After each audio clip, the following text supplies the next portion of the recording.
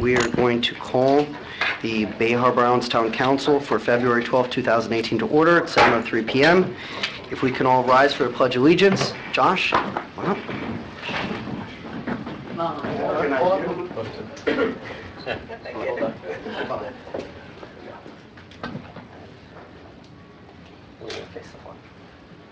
Okay. I pledge allegiance to the flag of the United States of America and to the republic for which it stands, one nation under God, indivisible, for liberty and justice for all. Awesome. Well. Mayor? Yes. This is a very proud moment for me. So when I was first put on the council, Josh was just born, and now my oldest is almost 8 years old. So, and I have to tell you honestly, I love all my children, but Josh is special because he's the guy that made me a dad. And so I have to tell you, Josh is a great kid. Not only is he a bobcat, and you know what we say about bobcats, once a bobcat, always a bobcat. Right. But he also likes engineering, math, and science, and these are all good things. So I know he's a little shy. He's not going to be a lawyer. No, he's not. Sorry, Josh. He's not going to be a lawyer. Hopefully, he's going to be an astronaut and put Daddy in a good lifestyle. So, that being said, congratulations, and this is your certificate, Josh. All right. So tell Mommy I was good. There you go. Hold on. Hold it up. All right. It's photobomb. On 3, 1, 2, 3, 4. Very good. I saw that, Kel. And 3. Thank you. All right. Give me 1 second. All right. 1 second. We're going to call the next one. Mom, you're up.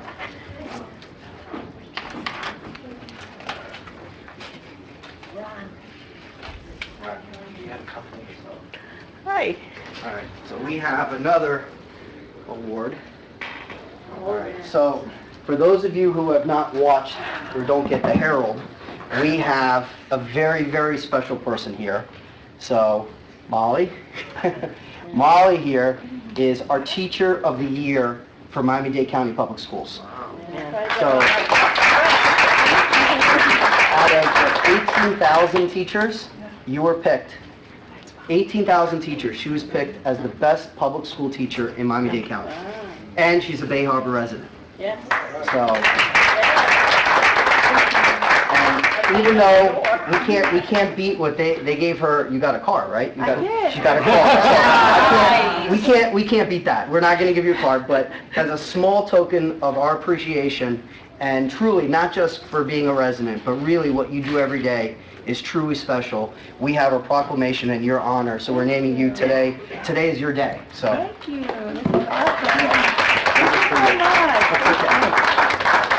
And she also survived Tallahassee this year, so that gives you another day right there, as Josh knows. So this is for you. Thank you so All right, much. congratulations. So, sure, absolutely.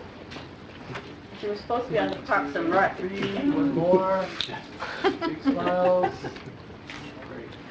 Thank you so much. And then you want to bring your family up? Sure. Sure. Come on.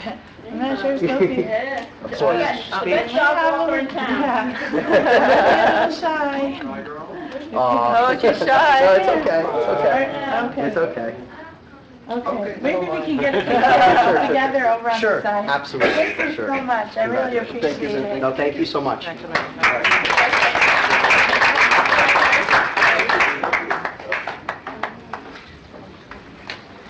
Okay, roll call.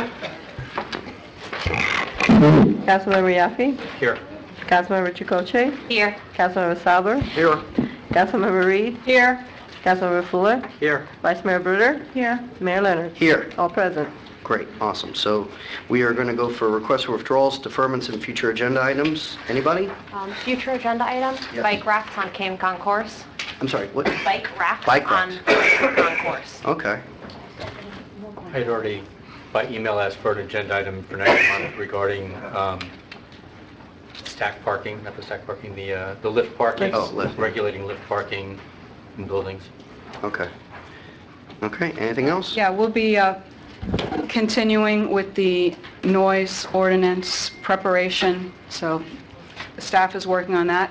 And also, I asked the manager, I don't know if you want to make it just part of a manager's report, but I was reading about in South Miami and some very progressive environmental things they're doing to prevent mosquito population.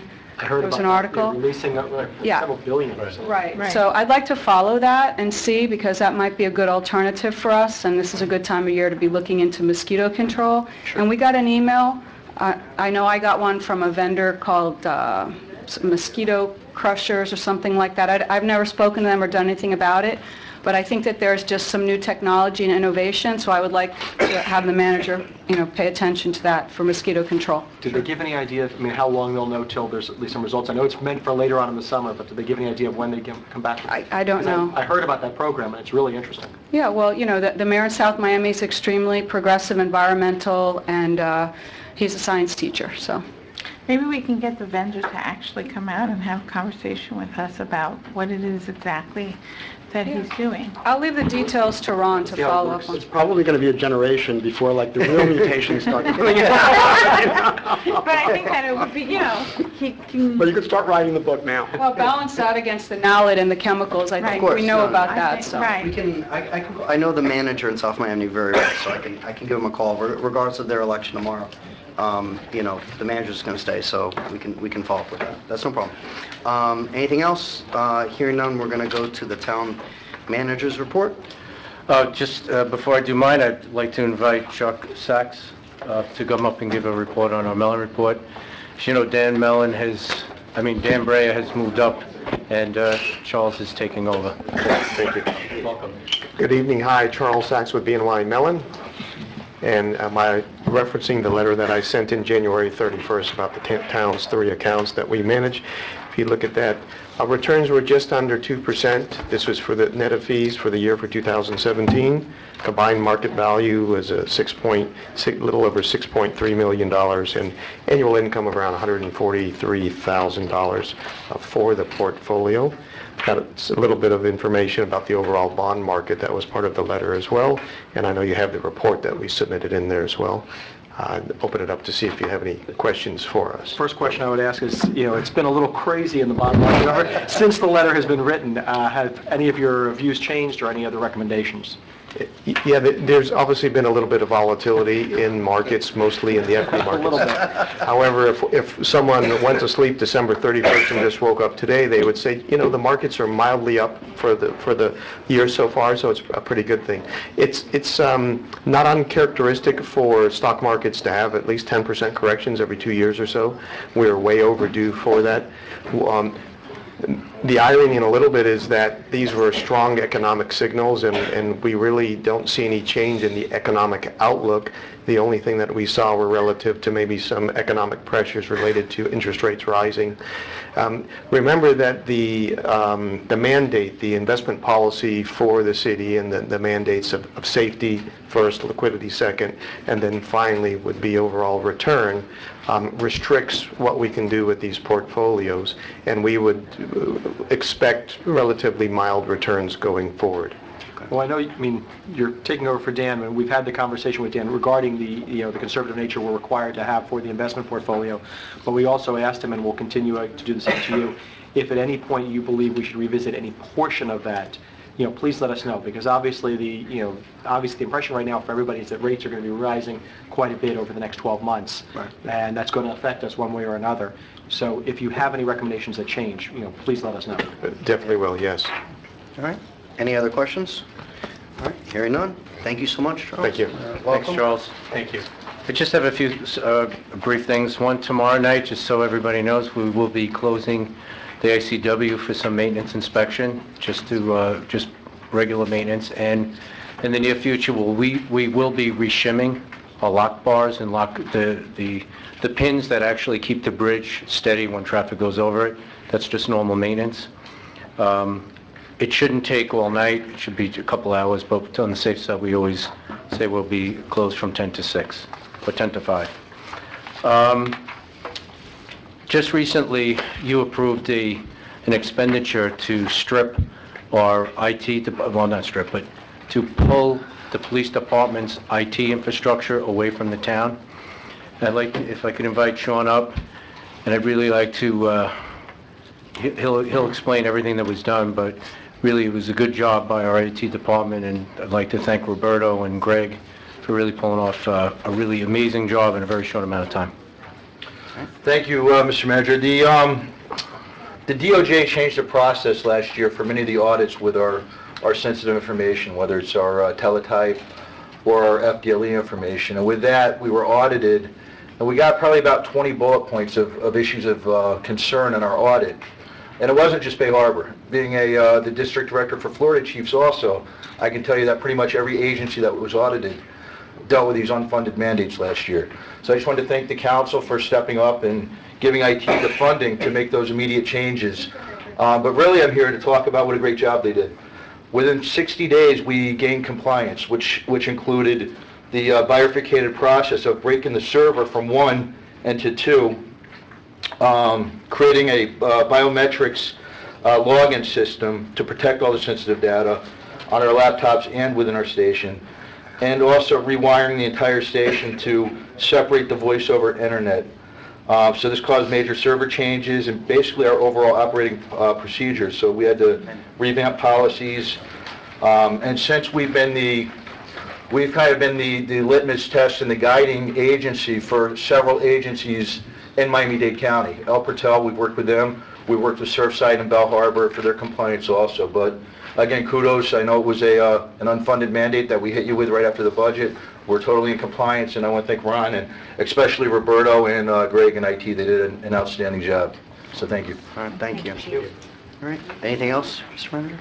All right, now we're going to get to council reports. We're going to start on this side with Josh. Anything? Okay, just spent a little time with many of the other members of the council up in Tallahassee trying to prevent Tallahassee from taking away your right to govern yourselves through us. It is not an easy process right now. Tallahassee has attacked every city. They think they should manage you, and I think we've been able to witness, especially over the last year with the storm, that when problems occur, the best thing is to turn to your town itself. Because through our town manager, through the rest of the staff, we were able to recover a lot faster than if we were having to go through Tallahassee. This runs everything from electrical poles all the way down to whether or not we can make sure that everything looks the way you want it to be. Please, if you can, contact your state legislators, contact your state senators. If you know people in other districts as well, tell them please protect home rule. It is incredibly important. But I appreciate the assistance and the camaraderie that we all had up there trying to see what we could do to try and help you guys, as well as at the same time trying to secure funds for the town. In addition, I was able to go to Miami-Dade County League of Cities, a couple meetings, as well as the event that Commissioner Hayman ran yesterday for spaying and neutering. It was a wonderful event, and I appreciate the town for setting it up. Very good. Bob? Following up on what Josh said, I think the Tallahassee trip was a good trip, a good opportunity for us to meet with legislators, our senator, our representative, and other senators and representatives who, sometimes look out for us even though we're not within their jurisdiction. Just to give you an idea of what they're doing in Tallahassee on Wednesday, I believe it is, I think the House will be voting on a bill to mandate election dates when municipalities can hold their elections. I mean, for 70 years or whatever, wherever we're at this point, we've been holding our elections in April of every year. And if this legislation passes, we will be forced to choose between March and November. And although we have an election every year, I'm not sure that the bill would permit us to continue having elections every year. Why Tallahassee would want to regulate when we can have our elections, I don't know. We're also going to be voting on a bill regarding vacation rentals. We've enacted an ordinance in the last couple of years which regulates vacation rentals in the town. It's really for to protect our residents, with safety issues, noise issues, and so forth. If this bill passes in Tallahassee and is signed by the governor, effectively our legislation will be repealed. So this is what a lot of our representatives, not our representatives, but other representatives and senators are up to in Tallahassee. So to the extent that any of you, if you want to Google, the House and the Senate and contact legislators, they really do want to hear from all of us. So it's a good thing to do. I too attended the most recent Miami-Dade County League of Cities meeting in Miami Springs, and I have to say, I don't think I've ever been in Miami Springs before last week, but it was a good meeting. I came by the spay neuter event that Sally Heyman had late yesterday, but it was a really good turnout, and I think it was, very valuable for our community. There's so many residents and other people came, not just from Bay Harbor, but to have their cats taken care of, and I think it was a really good event. That's it. Great. So, thank you. I also went to Tallahassee, and for the first time, and I found it extremely interesting. We definitely, for me, it was a learning experience and learning how the legislature works and how they don't really listen. Very well put.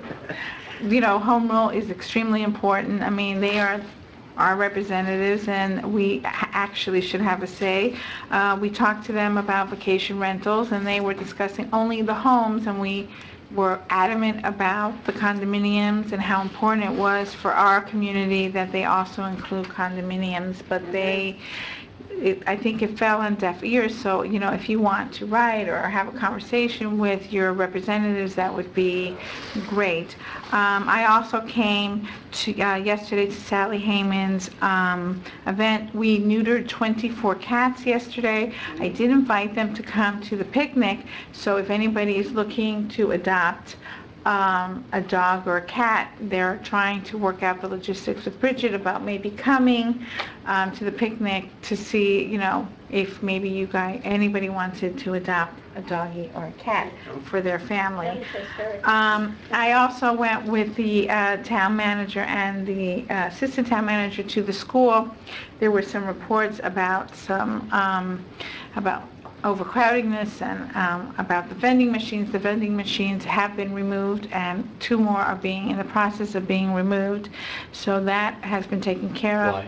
I'm sorry to interrupt you, but... Well, it seems that next to the vending machine, there's a garbage? It's a trash compactor that's no longer being utilized, but people tend to throw garbage in it because they think Right. it's... So the school system is removing the trash compactor completely out. But on top of that, those vending machines do not, I don't know how they got there, but they do not fit or fall under the categories of what a school system is allowed to sell, because they have strict guidelines. And when I went to look at what was in there, none of that is allowed to be sold. The second thing is, we talked about the overcrowdedness in the school. Ron and I and the principal, we discussed it because right now he has a bunch of what he considers vacationers. They come from out of the country, they come for a couple months, and unfortunately there's not much that we can do. But we did come up with a plan, and Ron is going to talk to Surfside and Bal Harbour about hiring somebody, the 3 towns, and having somebody, because they cannot do it all. Hiring somebody to help them and assist them with finding those who might have misunderstood what the boundaries are and helping them relocate them to the correct school. Thank you. All right, great. All right, Elizabeth? I also attended the Legislative Action and Dade Days in Tallahassee, and I agree with everything that was said here today. I'm not going to talk everybody's ear off about that. I do want to touch on a couple other things. I did attend the spay and neuter event, and I'm also very excited, and they seemed very excited when we invited them to come to our town picnic, so hopefully we'll be able to get the truck with the animals. If not, they'll come and do a display and education event. But I know there's been a lot of talk here about the use of social media and being able to better engage our municipality and our residents. And so I'm excited to announce that we will be creating an Instagram account, thank you, Bridget, so that we can also add into that social media platform. We did also talk about, taking the extra steps of, on our social media platform, inviting everyone who says that they live in Bay Harbor Islands in order to be able to follow or to like what we're doing so that they can see some of the things that are going on, as well as I know they're going to be doing some research to see what the cost of maybe boosting some of our events like our farmers market or our town picnic, or some of the things that we do, like the spray and neuter event, so that we are potentially only allocating a small but impactful amount of money to really let our residents know, and people who are following us, what exactly is going on inside of our community in an effort to be able to better engage the population that we do have here. Wait, I forgot, Zumba. I forgot to say that the farmer's market is doing Zumba this Sunday. So if you want to come out and, you know... It's on the electronic board. Bridget, what time? I know they're doing Zumba, but I don't know the exact... I know that Marlene also, are you going to post something about the farmer's market and then what time Zumba is? No, it's still... Perfect. Yeah. Okay, perfect. So but please come out and do support the farmer's market. You know, they have had some vendors that are not returning because they're not getting the support and the foot traffic that they need. So it is really important that we support the events that we want to see inside of Bay Harbor so that we can continue to have them and grow upon them. Thanks. Great. All right, Kelly? I too was at the Animal Services event early yesterday, and I want to thank our County Commissioner, Sally Hayman, for making sure that we get one every couple of years right here local, so it's easily accessible. And I want to thank Bridget for getting up very early on a Sunday. So I think you started your phone calls in the 6 o'clock hour, and you were here from the beginning to the end, so thank you for spending your Sunday with us here in Bay Harbor. And I'm very proud that we had a big showing in Tallahassee. I've been before. I didn't go this year, but rest assured, I'm in touch with some legislators I have a personal relationship with and definitely represent there. I've also went to a meeting in North Miami over the past month about this whole issue. If you're not aware, there's a property just west of us, the bridge called the White House, and right now it's zoned for 35 feet. And there are some developers looking to rezone it to about 115 feet and change the density there. To 144. Up to that, yes. So we're going to be talking in more detail later, but I've been to 2 meetings. The last one was their P&Z where they actually made a recommendation to their council to approve it. And it was largely attended by North Miami residents, Keystone, the coastal areas, and it was standing room only, and one of the speakers said, is there anyone here in favor of this? And not one resident was in favor of that upzoning. So at this point I'm observing and I'm listening to what the proposals are, but I'm definitely following that because of the impact it could have on our traffic. And then finally I attended the Pizza with the Police event, which was February 1st. Kathleen was there representing the Parks Committee. And it's getting more and more crowded. There was standing room only every time. When you see that announced in the newsletter, it's a very good opportunity to have some FaceTime with several of the officers and administrators and ask your questions. And a lot more kids are coming out, and I can see that they're really relaxed. You know, and we have a lot of programs that give, you know, direct FaceTime between the kids and the police officers, and it's really heartwarming to see that. So there's a lot of good things going on here now. Thank you. Great. All right, Isaac. Yes, I too was in Tallahassee for the Legislative Action Days and for Day Days with my colleagues, and it was so wonderful to be able to spend FaceTime with our legislators and have a show of force from Bay Harbor Islands, which has 5,900 residents. So, you know, thank you. Kudos to all of us. And it was a little bit difficult to speak to them between the 2 attorneys on that end and the advocate on this end after they got finished talking about vacation rentals and the date of our elections, which obviously they shouldn't meddle in. Oh, and the sewer linings. Yes, you know, I chimed in and said, you know, we have an ongoing project that is not only good for the environment, but is good to save our taxpayers' money, and that's the sewer lining program, which we have been involved with since Linda Zilber was mayor. And, you know, it's a continuing process, and it's incredibly important because we have very, very old sewer pipes that get infiltrated by rainwater. And then we, as taxpayers, end up paying for treating rainwater as effluent because it's much more expensive to treat effluent than it is rainwater. So we've been lining all of our sewers rather than replacing them because that would cost an absolute fortune, and there are very, very updated techniques that enable us to line them, and they function properly. But we still have a ways to go to complete our project, and we were basically begging, in between asking to preserve home rule, we were begging for money for our sewer lining program. So that was another thing that we did up in Tallahassee. And I'm glad to find out that Bridget, that we're going to have an Instagram account. I think now you should focus on getting us a Twitter account. Okay, and a Snapchat account, because we got to keep that stock going up, to get me out of the red.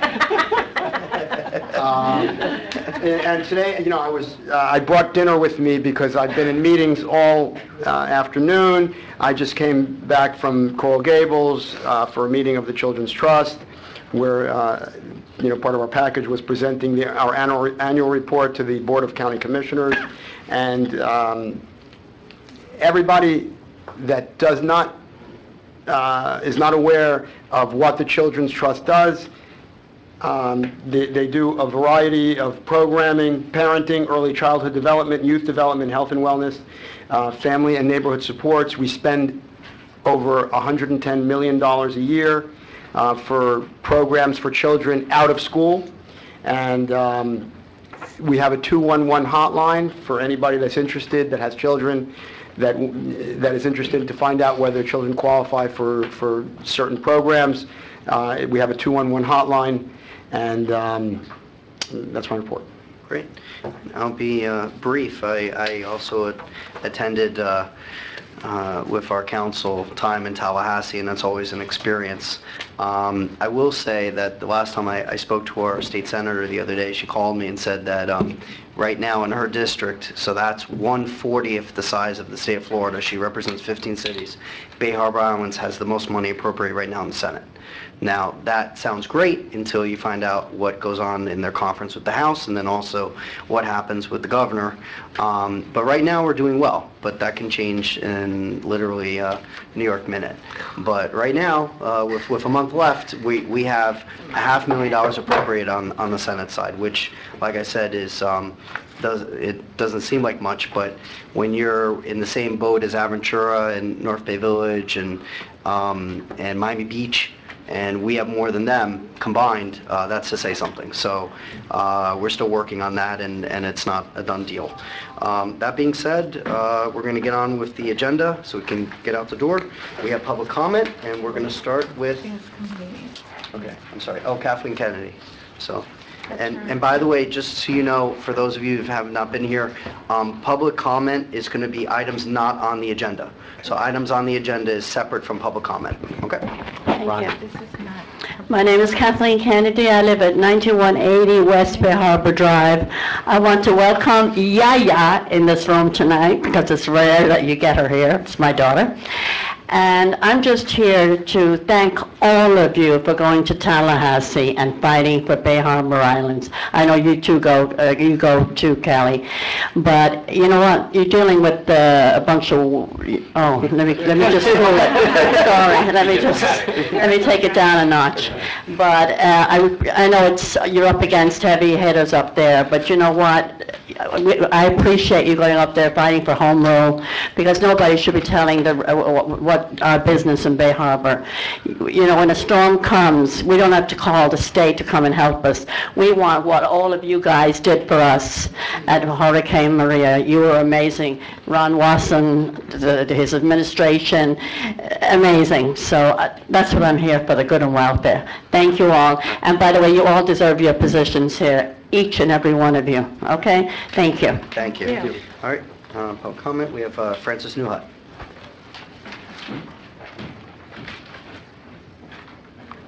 Good evening. Francis Newhut, 1060 Kane Concourse. On November 11, 2017, during a special council meeting, only one council member allegedly brought up of the Miami-Dade School Board breaching with the town a 30-year joint use agreement signed May 8, 2007.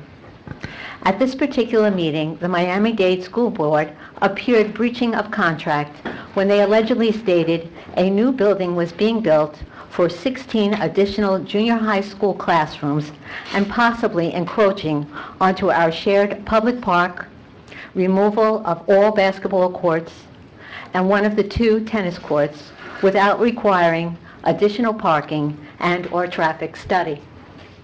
The only reason I became interested in this particular 2007 K-8 expansion contract approximately 10 years ago was when the school ended, the basketball courts and outdoor field became empty and locked, except for the PAL and tennis program, and when students would roam all over the town's business district with many reported problems at the 95th Street Shopping Center. Although specifically stated in this particular joint use agreement of our town residents benefiting by sharing during non-school hours the following outdoor facilities and bathrooms on the ground floor: 1 playfield, 2 basketball courts, 2 renovated tennis courts, an 8-foot wide asphalt rubberized circular walkway, playground, and town paid for pedestrian lighting. Recently, both town residents and their children, after reading signs of allowing after 6 p.m., were locked by authority inside this particular outdoor facility with no lights. It appears also with the Miami-Dade School Board breaching the 2007 K-8 expansion contract, they ignored capping at a 1,200 maximum RKB student enrollment. This allegedly had increased and overcrowded the RKB student population and created Bay Harbor Island Town after-school grounds programs to burst at the seams when the students use the community center, library, and shared outdoor facilities. Once more, blocking out town residents and their children. Please consider a quality of life for our town residents and their children, and not allow the Miami-Dade School Board to breach their 2007 K-8 expansion contract, which is called the Joint Use Agreement. Thank you. Thank you for your comments. We have Charity one, so Victor Maya.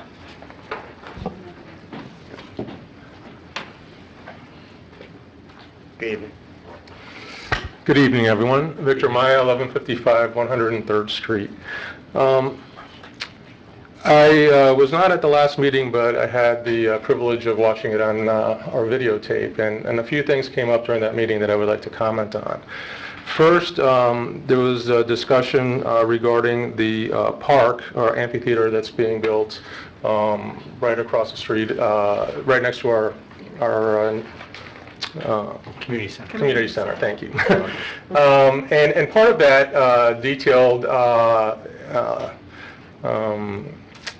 a system of grass along with the means to water said grass.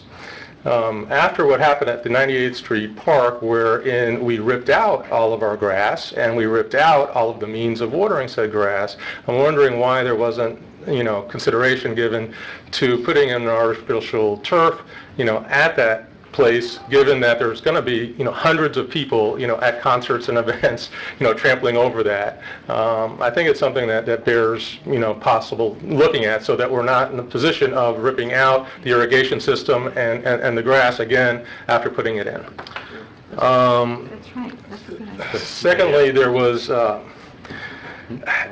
the word collusion has been in the news a lot over the last year and a half, and there was a discussion item regarding the eminent domain taking of land right across the street from Town Hall, which was extremely disturbing to me. And when you listen to that, it looks like there was a private dispute among the owners of the property and the town, potentially sweeping in through eminent domain and buying that property at fair market value in order to, alleviate all of those issues under the guise of a new town hall. given all of the prior discussions that this town council has had on renovations, on buying property, on numerous issues with respect to this town hall, I think it's very, very dangerous for us to pursue through eminent domain that property, given the way that it is. It's just a very, very shady kind of thing that it just really, when you listen to it, it just doesn't make any sense for us to be involved in that. Very dangerous legally. Finally, I was a bit dismayed to hear that Stanley Price, whom you guys have on retainer and have paid thousands of dollars to advise us, on issues involving, property rights and codes and ordinances, was not consulted with respect, to the ordinance that you passed with respect to, the scheme, if you will, to get, other stuff, in return for going up to 75 feet. I think that's Thank you for your very comments. dangerous. Thanks. We have Vincent Martino. You're up. Oh, I'm sorry. Oh, that's it? Okay. All right, done. All right, we're done public comment. We're going to go to the committee reports. Mr. Manager, number 3. Consideration and a recommendation from the Parks and Rec Committee for a new senior social night program to be held at the community center. All right, briefly. We work very hard. And I'd like to recognize Leo, who is sitting in the back as a member by Parks and Rec. Thank you, Leo. We had a very good meeting at our last Parks and Rec, and we absolutely passed Councilor Josh Fuller and his recommendation for an amphitheater and for the symphony orchestra to be playing throughout Bay Harbor Islands and bringing class back to Bay Harbor Islands. So thank you, Josh. It was passed unanimously at our committee. Thank you very much. And we also passed, I'm requesting that we have a swing night for the seniors where they put on their skirts and we swing and we carry on. And I would like to know if we are allowed to bring a little bit of wine, or are they too? What's the story on that? To make it, I'm going to decorate it and make it really nice. I think you would have to have a special permit every time you bring it in from the Bureau of Alcohol. It's not for an event. Unless you hire somebody who already has an alcohol license. Oh, I've got somebody sitting in the room, but I can't mention her name. And she's not here for that. No. But I have to keep in mind that they're seniors and, no driving, fragile. But we want to make we want to make it a swing night, just like the Pizza with the Cups is working out really lovely. Now I thought maybe seniors meet other seniors, give it a little swag there. Never know. So I'd like to know what your feedback is on that. I think it's great. That's fine. But you dangled disco last time. I said disco, but somebody talked me into swing. So you moved it back. Yeah, because it's older. It's an older crowd. I did say disco, but maybe the next one will be that. Good memory, Isaac. But that's what some of the seniors are asking for, a swing night. They want to put in their skirts and do their whatever they do. And I like to swing anyway. So, how about we just move it without... I'm talking about swinging dancing. I got to correct that. We're going to move it without opposition, all right? Any feedback on that? No. I think it's a great idea. Well, it's not on as an appropriation or anything like that, but I guess what we can do is just give Ron discretion to underwrite swing night for the seniors. They're asking for up to 1,000. Up to 1,000, you got it. Yeah, we're asking for a little disco ball, and I will bring some things. I'm going to decorate it. Is that part of the senior social night? Yes. You recommend? Okay. Yes. And the senior social night, is it a monthly event, or what are you? Well, let's see how it starts. Like the Pizza with the Cups. The first time it was only like a few people, and now we have standing room only. So, it's a start, and they're watching on television, so. My question is also, how can we help market it? Just come and swing with us. Hello, Josh. Yes, I've Kelly. talked over at the dance school, the business district about it, because maybe they would come and Oh, help. you know what? That's a great idea. They also have a good mailing list, so. That's a great idea. Maybe we can boost it on Facebook.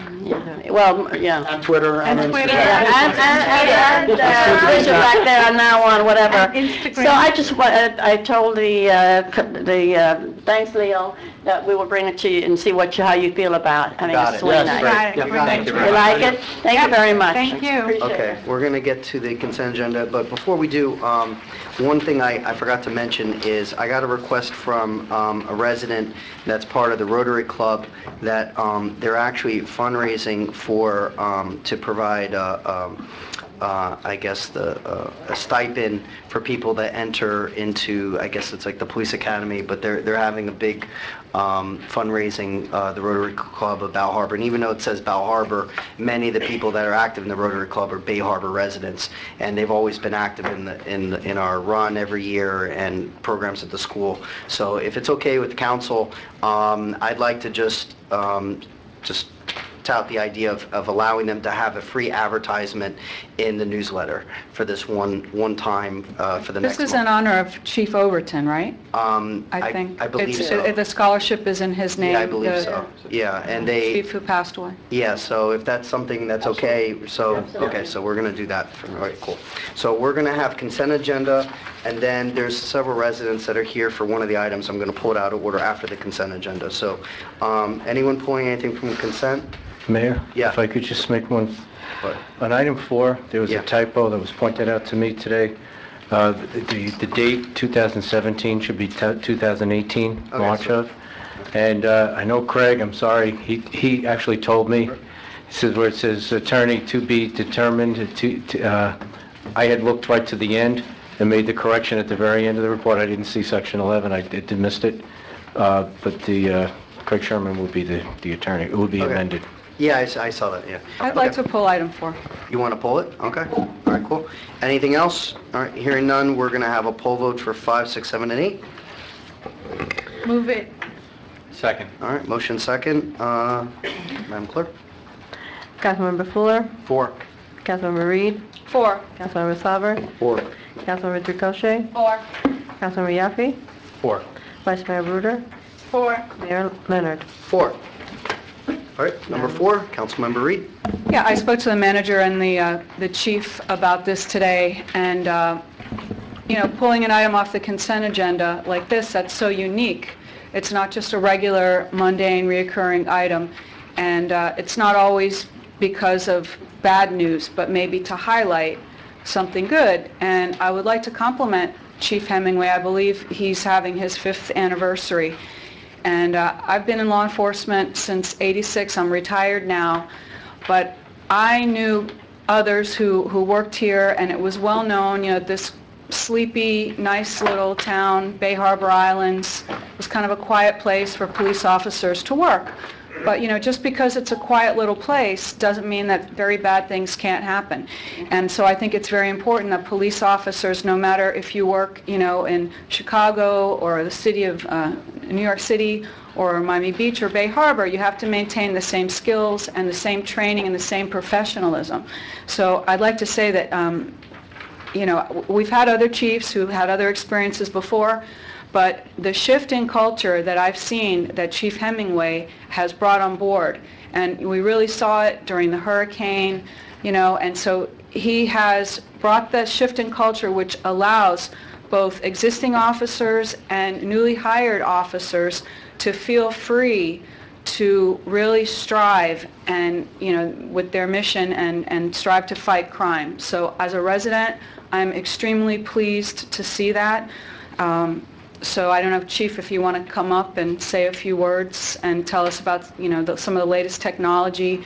But I see that we're one of the finest departments, and I can't think of anything else that we could do to add to our technology, to our professionalism. And thank you for developing the officers that are here and seeing, the talent that we have in Bay Harbor. Well, thank you very much for your kind words.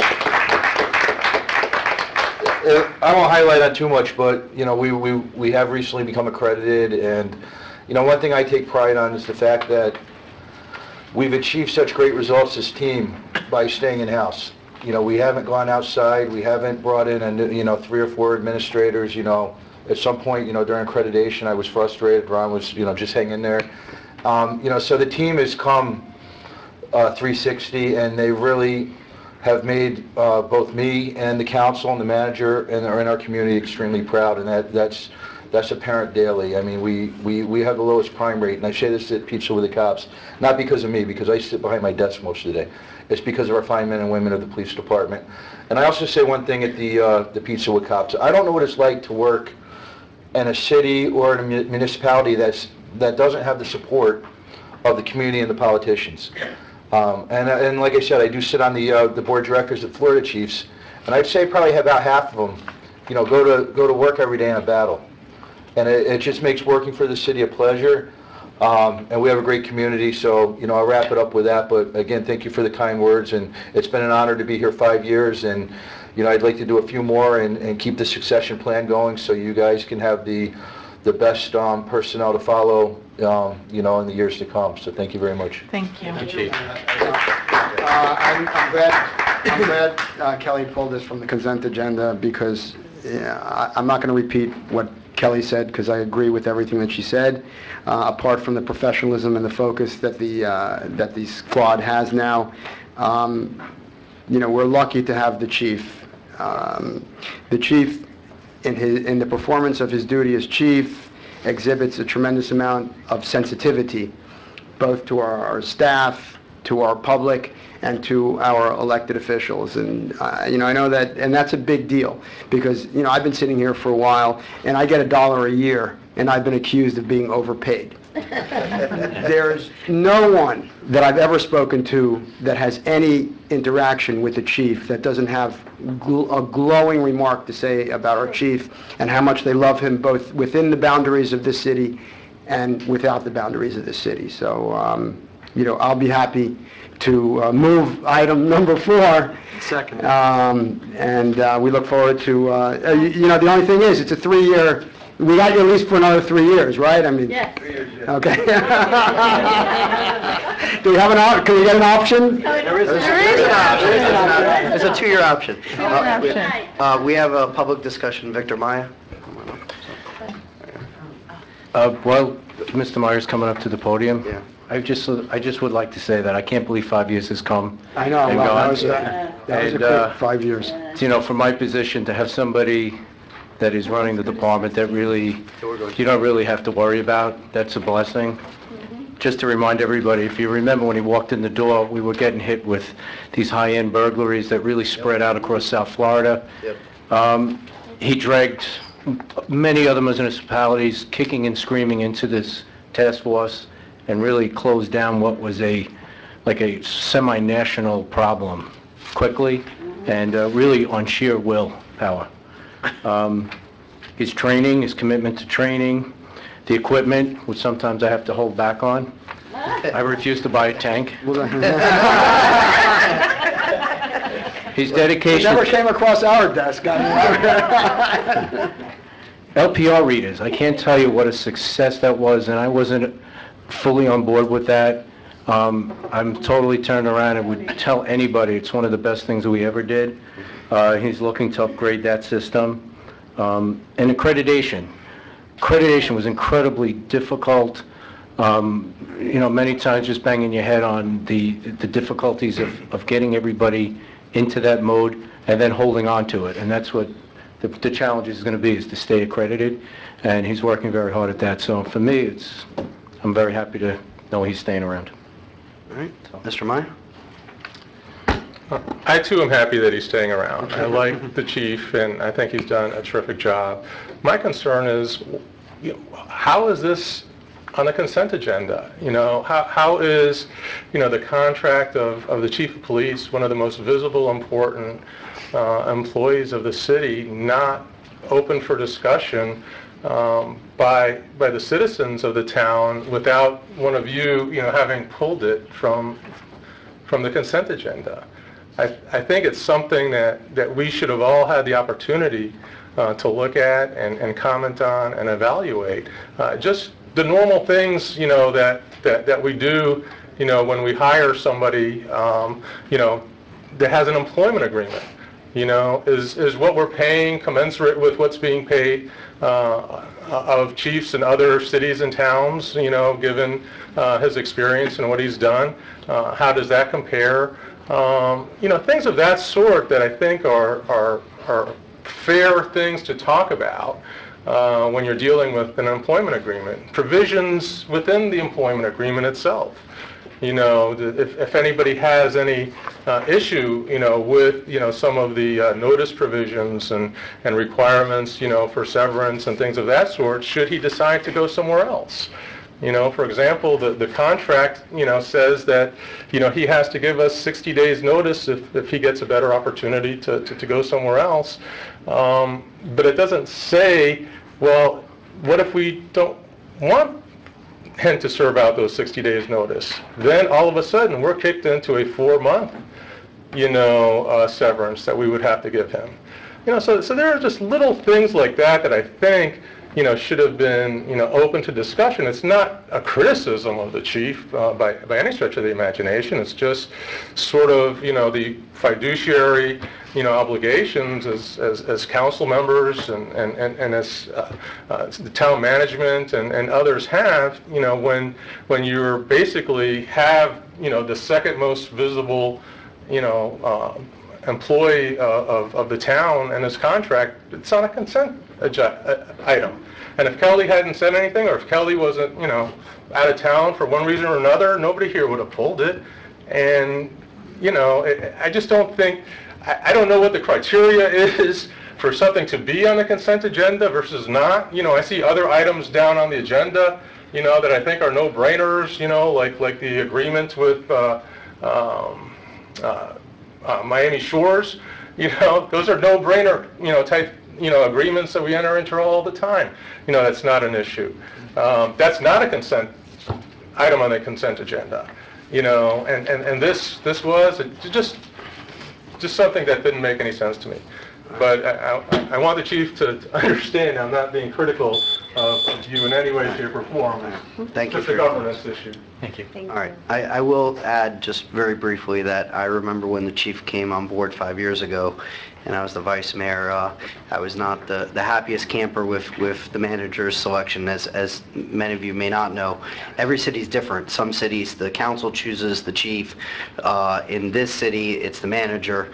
And there was always this big concern, someone new coming in, what about who we have here? And I have to tell you, just like my wife tells me all the time, I was wrong.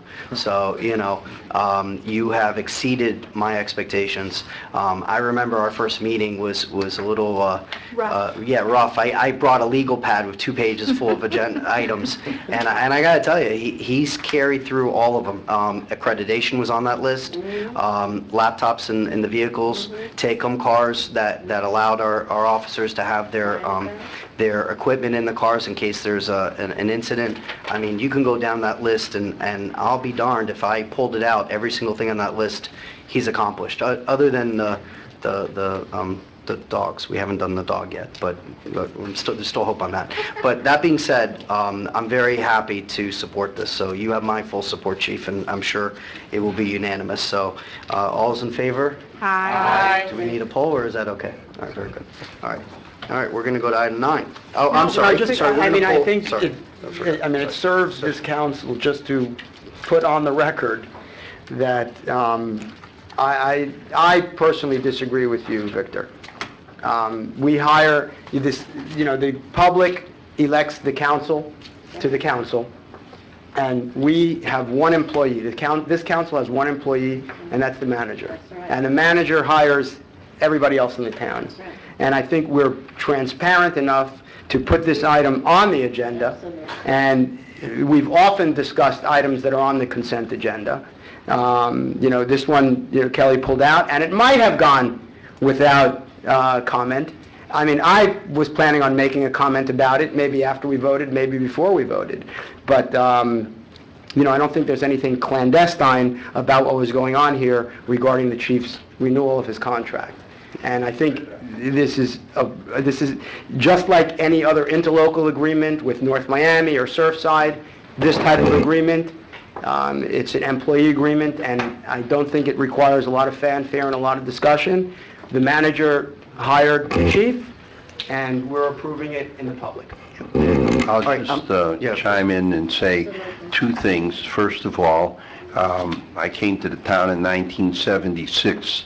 I've seen a lot of chiefs come and go. This chief is the best by far, and I can say that. Secondly, we have always dealt with employment agreements through the manager. It's a manager form of government and a manager system.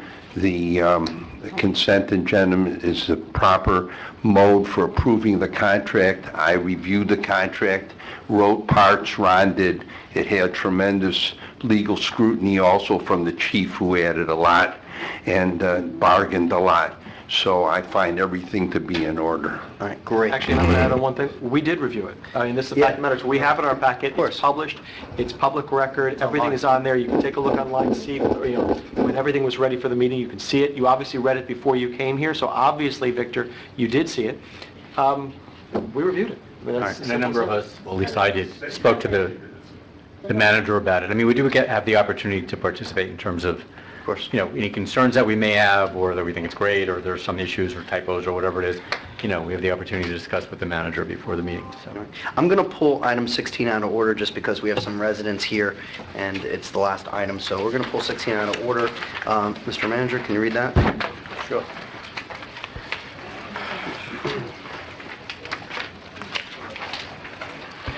Discussion to establish regulations for the installation and maintenance of floating vessel platforms, floating boat slips. We have a report from Mike Miller. Mike? Come on up. And Ron, you are a Picasso. I couldn't secure a dock expert, but Ron, I did do some artwork. This could be on the shirt next year. It's beautiful. Good evening, Mike Miller for the record, town planner. Sure you can. This was a request for a discussion on our dock ordinance. We have had some requests over the years to install what are called floating docks, which are something plastic or some other material that sits on the water surface. We've had a long-standing set of ordinances relating to boat docks, mooring pilings, whips, all kinds of things. Generally, the people in Miami-Dade County, the Durham people that review the docks, their kind of focus, if you will, is more on an environmental level, so they always like to have the docks generally higher off the water to let the sunlight get underneath for the animals and vegetation and so forth. The code currently does not allow floating docks. We have been asked a few times to review building permit applications for that. We've done some research on that. There is a state law provision that exempts floating docks from certain environmental permits, but it's up to the local government to choose to allow them or not allow them, and the law allows the local governments to set their own zoning regulations. I work in lots of waterfront communities, Lighthouse Point, your community here and so forth, so I see these all the time. There's no right or wrong answer to allowing them or prohibiting them. You have quite a number of them existing. None of them have permits. So this was brought forward as a discussion item for you if you feel like you want to, allow them, technically in the code, it's an easy change to the code we can make. Marlene and others did a photo inventory that's in your backup material of ones that are around the community, so you can see what's out there right now. Would we be discussing the ability to allow new floating docks or grandfathering in and legalizing the ones that currently are in existence? What are we talking about? You could do either one. No, I know, but do you have a specific recommendation? 'Cause I know, for example, Miami Beach, it's very strict. I mean, extremely strict. It's grandfathered in. I don't believe you can get a new floating dock. If you didn't have one from 1950, whatever, you're done. Yeah. So, You can, again, the ones that are out there right now, I don't know that any of them got permits from us. You know, they may have said. Because it's not in the You code. know, and a lot of marine companies, if you will, that we deal with, they kind of put things in and then they see if they get caught. That's the way the industry works. You know, one of our interests here is obviously preserving the seawall, and that's, you know, that's the key thing here. So, you know, I'd be happy to see what you propose out here as far as ordinance, because, you know, if we're allowing essentially free reign onto the seawalls, it's only a recipe for more disaster. So I'd like to see what you come back with. But as far as grandfathering, I do think we have to grandfather anything that's in. Yeah. So do I. Yeah, you can't go back to somebody who actually built something based upon what was already allowed, and then come back and penalize them. Sure. I mean, you can see there's a wide variety of, you normally want to attach it to the dock structure, not to the seawall. Some of them kind of grow, if you will, and they, you know, I've seen commercial installations too, where pieces added, you know, all that. But yeah, that's fine. Whatever you all want to do. Okay. No, I wouldn't want to see anything where if it's grandfathered, it's grandfathered. I wouldn't want to see anything that allows for an addition onto the grandfathering, because I think you'll see people start to take advantage of it, where they have a one-piece thing and all of a sudden another one gets attached, and a week later another piece gets attached. So what's there is there, but other than that, it has to be under ordinance. Yeah. Okay, we have public comment. Kathleen Kennedy. Kathleen Kennedy, 9180 West Bay Harbor Drive. Josh, you have it wrong. If somebody's drilling into your seawall and that boat is coming in on your floating dock, it's slamming. Oh, sorry. You have to press the button. Go ahead. Cut me off. I said, you just lost it. You gotta go back. You started already. Go ahead. Okay. The impact on a boat that's coming in on a floating dock is pounding that seawall. No, I agree. So a permit has to be number one. Number two, 10 years ago, the engineer did a survey of all the seawalls, and it was from 1 to 3. My seawall, where Yaya is, and myself and my neighbors, we came in number 2. You all have pictures of the way our seawall looked 10 years ago. It's got a lot of veins, it's got a lot of cracks. Varicose veins do when you get old, bust and all that good stuff. So I think that you should have have an engineer come and survey all our seawalls. Money well spent, just like we did on our bridge when I first brought it to your attention. And I think it's important, because right now our seawall doesn't look too good, and you have pictures. I've shown the pictures to my president. I think he's aware of what's going on, and some of our residents, and we're very concerned, because that's an expensive job when that wall is cracked, and the person that's made that crack doesn't, you know, it's shared with all the unit owners, and that's why I think the legislature should change the rules on this, and that it should not be, if somebody cracks our walls or breaks or whatever, they should pay for it themselves. But most of all, I'm here to request a permit, someone that knows what they're doing, and to make sure that it's monitored, and that you get an engineer to redo. It's 10 years. It's time for another one to survey our seawalls and see what status is of our seawalls. Go ahead, Josh. You're looking at me like I think we're saying the same thing here. Are we? Yeah. I thought you said something grandfathered in. No, I think what we're talking about is, because I do believe we have to protect the seawalls, and then obviously I don't think we need to allow for future floating docks. Correct. But something that's already there, not drilling into the seawall, not doing any damage. If somebody already has something that was already there, they cannot alter the seawall, they cannot damage it, but we can't go back, or I don't believe we should go back to somebody else. So let's say there's somebody who's maintaining theirs, doing everything properly, and saying, guess what? You've got to yank that back out and build over again. In other words, but as soon as that deteriorates, that's it. They don't get to build another one that's floating. They've got to repair it properly and put a permanent one in. But shouldn't they have a platform to go out on the thing, not just jump from the seawall onto the boat? No, but that's part of what the ordinance will come back and see what we need to do to regulate. Yeah, because Ron came up with a great idea, which I thought was really good. Remember that idea you came up with, Ron, that it should be like sideways? Why don't we? But I know he's not an engineer. Hello. Why don't we? What we're going to do is Mike, Yeah. I have a question for Mike. Yeah, please. Part of your ordinance Mike. is going to be that before they get their permit, somebody's going to go and make sure the seawall has the capability of holding that, There you go. Yeah, that Yeah, I mean, this is all that reasonable. floating It's- dock. So in other words, if the seawall isn't capable of holding, or one of the two of you gentlemen can explain to make sure in the ordinance that if the seawall is not capable or unable to hold the dock or be able to fasten it, that they won't get their permit. Pardon, wait a second. We're not talking about actually attaching to the seawall. What they're talking about,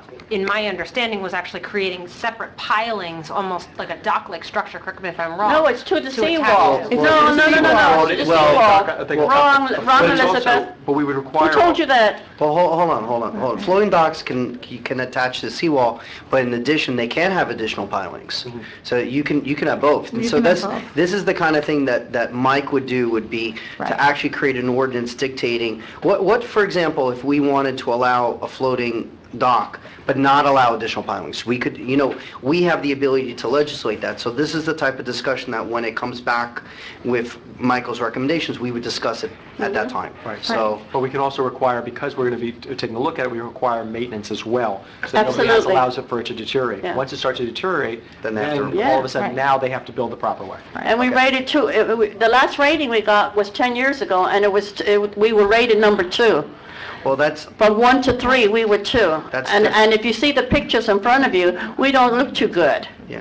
So it's a big concern. It's the most precious commodity in our town, and we need to preserve our seawalls. All right, thank you. So that's my issue. We're Thank going to you. get to Mr. Hannon. Scott, come on down. Nice to see you again. Dale, did you want to throw something in I'm there? sorry, do you want to say something? Yes. Yeah, come on, I'm sorry. And Dale, you... All right. I'm Dale Lee, building official there. As you can see from the sketch here, it has 2 guideposts in front of the seawall. So it's... I beg your pardon? Just put in, thanks to you. Well, just let him speak, please. So these, usually they're PVC, 4-inch PVC pipes. They're driven down into the berm. With galvanized steel inserts. Oh, okay, So- please no talking. Okay. So that the dock doesn't actually hit the seawall at all. It hits those pipes, and at the rear, you've got other additional pipes that are driven down into the berm to give it lateral support, so it So doesn't it's like move a with the buffer. side. So they're buffers. Yeah, They're Yeah, buffers. Yeah. yeah, okay. But it is tied off. Usually, any dock has a cleat on top of the dock, which could be secured. You see the little dotted line on the sketch. Could be tied off with a cleat to the dock. Right. Now, the state has exempted a lot of these floating things because they are for, they're a floating vessel platform, actually, to put a jet ski up on. And as long as it's wholly in the water, the state more or less exempts them. It does allow the city to give permission to install these things. Yeah. So I think between Mike and I, we can come up with some logical requirements to offer a permit for these things and to make sure they're installed safely. They can be installed vertically or they can be installed parallel to the seawall. Okay. And we can come up with some language that makes sure they're installed properly. Okay. But it's not causing any damage to the seawall at all. Well, I think the issue is really the regulation, if we regulate and how to regulate it. I think it's more than an individual property, so. Scott Hannon? Here. Hello, everybody. Scott Hannon, 9160 West Bay Harbor Drive. Good to see a lot of you too. Again. I would beg you guys, before you make any conclusion on this issue, to not only, you've done the study on who has floating docks in town, but do a study on which ones are actually committing any damage whatsoever to seawalls or bulkheads. Because if a floating dock is installed correctly, like they're supposed to be, designed with the mooring poles that are actually galvanized steel wrapped with PVC, they're embedded into the sea floor. You do that by putting a hose all the way down to the bottom of the pipe, you pound it down into it, and it's attached to the seawall or the bulkhead, typically the bulkhead, with a wooden buffer, a bolt that goes through the mooring pole, and 2 to 4 lag bolts that enter either the bulkhead or the seawall, typically the seawall, or typically the bulkhead. Those lag bolts, I believe they're about 6 inches long. They're going through usually about 2 inches to 4 inches of wood. So only 2 to 4 inches of those bolts enter the bulkhead. But if you're going to police things like the bolts that go into bulkheads, now you have to police the bolts that attach the cleats to the bulkheads, the bolts that attach ladders to bulkheads, the bolts that attach whips to bulkheads. And you're really, I think, overreaching. I have a great deal of respect for why the issue is brought forward, and for Ms. Kennedy's building and the particular issue they had there. I have not inspected, I haven't looked at it, I haven't seen what it's doing, what it's not doing.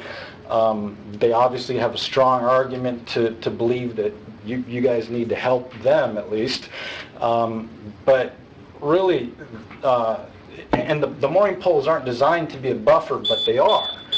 And, you know, you drive your boat up and you walk out and you're on your property. It's an incredible convenience for the property. No, I agree. I mean, I know a little bit about floating docks, and I would just say I think the concept is not one specific building. Maybe they're the ones that brought the issue, but the question is, should we be regulating floating docks, considering the fact that anyone could pretty much do whatever they want?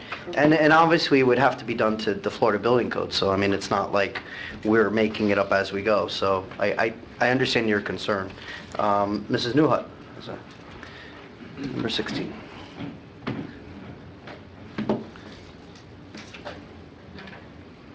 Princess Newhut, 1060 Kane Concourse.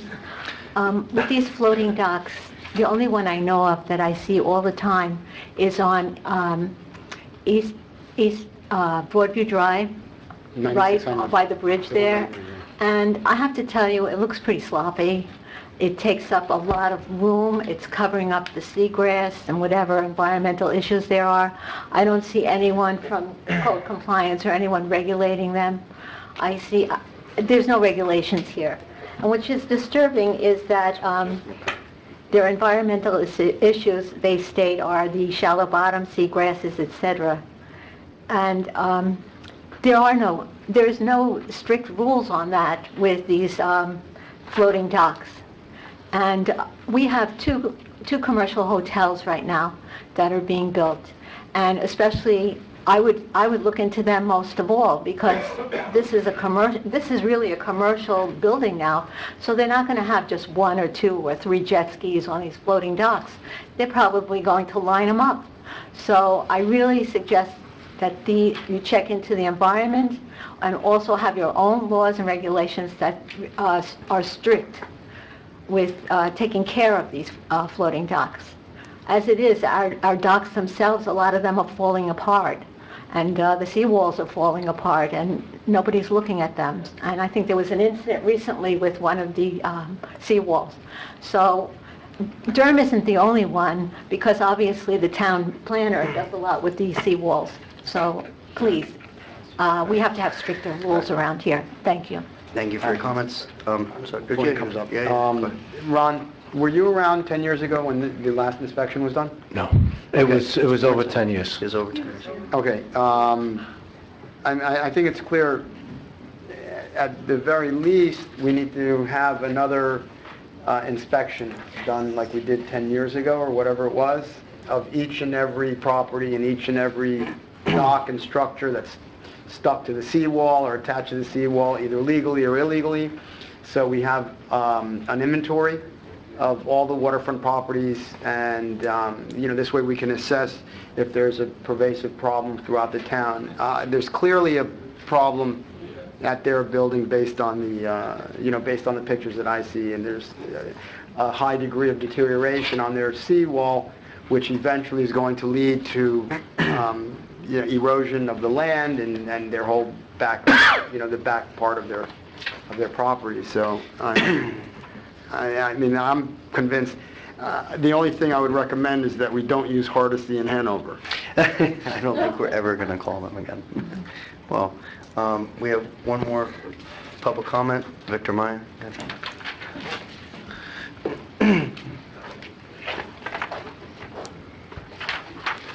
During the process of the new plans going in for the Continental, the property on 103rd Street, next to where I live, there was talk and discussion of a massive marina that was going to go in the back of that property. And I asked, what we can do about it. Is there anything that we can do about it? Is there any way that we can regulate it? Because I had concerns about those jet skis, because I hear those jet skis quite often. On the weekends especially, going through the bay. We also have boats that go very close to the seawalls at speeds, creating a wake. This is right before they get into the manatee zone, and there is very little enforcement in terms of the speed of not just the jet skis, but the other boats creating basic damage to the seawalls. But I was basically told there's nothing you can do about it. That's not our issue. It's private property. They can do what they want. And I've heard that private property argument time and time and time and time and time again from this council with respect to anything dealing with any kind of zoning issues, any type of design issues, and all that. And here we have a situation where there is a private dispute between property owners regarding what one can or cannot do, outside of their property. And the town is coming in potentially, with a hammer of regulation to deal with this private issue between private homeowners. So if this is something that you really, really want to consider, I think there's a huge, broader issue here, rather than just a floating dock or anything like that. Those seawalls are the responsibility of the private property owners. They're not the responsibility of the town. Thank you. All right, thank you for your comments. So is it unanimous to... Wait, okay, I'm sorry, go. Well, I think I might be the only one here. We own 2 boats in our family and 2 waterfront properties with seawalls, and we don't do floating docks, but I have a little bit of knowledge about them. And first thing that I asked Ron was, have we had any incidents? Have any of them caused a problem? I think during the storm, there were more permanent docks that were knocked loose all over the region than any floating docks. So whatever the floating dock owners in the area are doing, it seems to be working pretty well compared. So I'm very interested in what Michael comes up with and what Dale comes up with, how they collaborate, so I'm looking forward to seeing it. I haven't really said a lot at this meeting yet because I'm waiting to see, but I do tend to think that some regulation, but to stay on the moderate side. I'm not up for the hammer. I don't think it's really necessary just because we haven't really had the problem. So I'm looking for something very minimal to, yes, regulate it, and I'm very interested in what other coastal cities in our area. I saw your Fort Lauderdale report. I wasn't aware of Miami Beach's regulations, but I would like to know what they are. And then I think that it might be a nice thing to do, when we come up with a report like this where we list properties, maybe send a notice to the property owners and let them know that their properties are being looked at, that they're on the internet, that they're listed down. Just like when we have a planning and zoning hearing or something like that, and we send a notice to people in the affected area, maybe we have a month to send notice to either everyone with docks or just everybody on the perimeter. So I'd like to see that notification. All right, so are we all in a consensus to have Mike Miller come back with some proposals? Yeah. All right, very good. I think we should also have another follow-up inspection report for all the... Can we bring that up in the next meeting, roughly give us an idea of what that is? And are there specialists in the marine area? I've seen some marine engineers. Yeah, there are people that do that. Okay, all right, so we're going to go down to 9. Item 9, consideration and approval of an ordinance on second reading, amending Chapter 16 to provide 5-year cliff vesting schedule for police officer members of the retirement system. An ordinance of the Town Council of the Town of Bay Harbor Islands, Florida, amending Chapter 16, the Town of Bay Harbor Islands Employee Retirement System of the Town of Bay Harbor Islands Code of Ordinances, providing for a 5-year cliff vesting schedule for police officers, members of the retirement system. Hold on. Guys, please just, yeah, thank you so much. All right, go. Providing for severability for codification, providing for an effective date. Have a motion, a second. Any discussion? Hearing none, poll vote, please. Councilmember Yaffe? 4. Councilmember Chicoche? 4. Councilmember Salver? 4. Councilmember Reed? 4. Councilmember Fuller? 4. Vice Mayor Bruder? She's left. Okay. Mayor Leonard? 4. It passes. All right, number 10. Before we go on, let me just ask, this, again, this didn't put any, $2,000 a year. How much? 2,000. Okay, so, I mean, That that, page at the end. Yeah, it's What you asked It's for, in there. It's on the end. I was going to say it, but since you went over it. It's on the back page. I remember reading that because I asked. All right, number 10. Consideration and approval. Okay, consideration and approval of an ordinance on first reading to amend Chapter 10 of the Town Code, enhanced outdoor lighting requirements. An ordinance of the Town Council of the Town of Bay Harbor Islands, Florida, amending Chapter 10 of the Town's Code of Ordinances entitled Housing by modifying Sections 10.1 and 10.2, amending Chapter 23 entitled Zoning and Planning by modifying Sections 23.19 to provide enhanced outdoor lighting requirements, providing for severability, providing for codification, and providing an effective date. All right, have a motion. I'll move it. All right, have a second. No second? Okay. A second. For discussion. Otherwise it dies. Okay, all right, so, Mike? Yes, sir. Okay. This has been a topic that you've been discussing for the last few months. Yeah. As we know, the technology of lighting has changed dramatically. What's on your books right now, I was a little surprised to see it's from 1956, so it's over 60 years old. It was probably electricity. We're not lighting with oil? Yeah. The cobblestones. And what brought this to light recently is we had one particular multifamily project that instead of have internalized walkways to the units, there was, I'll call it a catwalk facing the street with lighting on the walkways that go into the front of the units. And it was extremely bright. They were using LEDs, which is the modern technology. And it just was overpowering to the street in front of it and the neighborhood there. Number 10. We collectively, staff worked with them. They toned it down dramatically. They put shields on them and toned down the wattage on the bulbs and so forth. So it's a lot better than it was, but it caused us to really look at the code and see that it was very, inadequate for what we needed for today. You instructed us to do some research, look what other communities are doing now. We did that and we prepared a draft ordinance for your consideration. I believe it addresses all of the subject matter that we had discussed in the white paper, rooftop activities, the exterior lighting, safety lighting, that kind of thing.